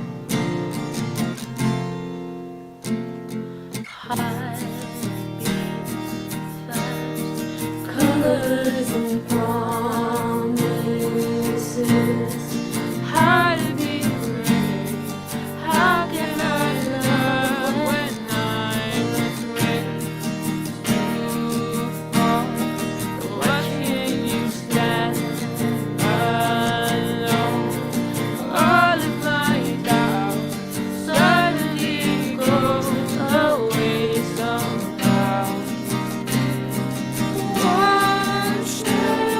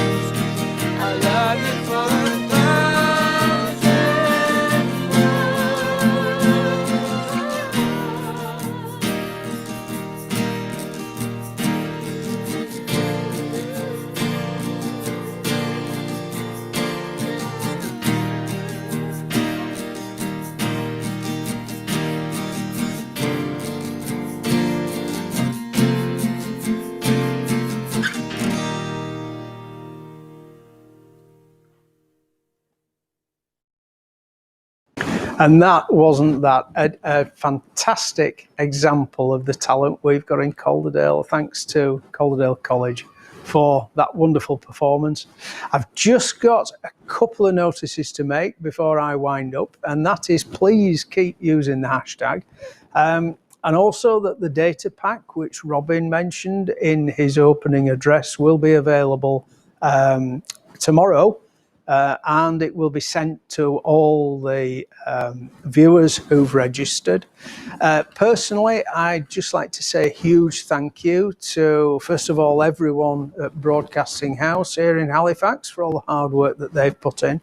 I'd like to thank Hurricane Hannah, who is truly an inspiration. I'd like to thank all the panellists who've given up so much of their time to be with us today, and also to all our wonderful students in Calderdale, just showing what a fantastic place Calderdale is. So without further ado, I'll hand over to Robin Tudnum for some final remarks. Thank you.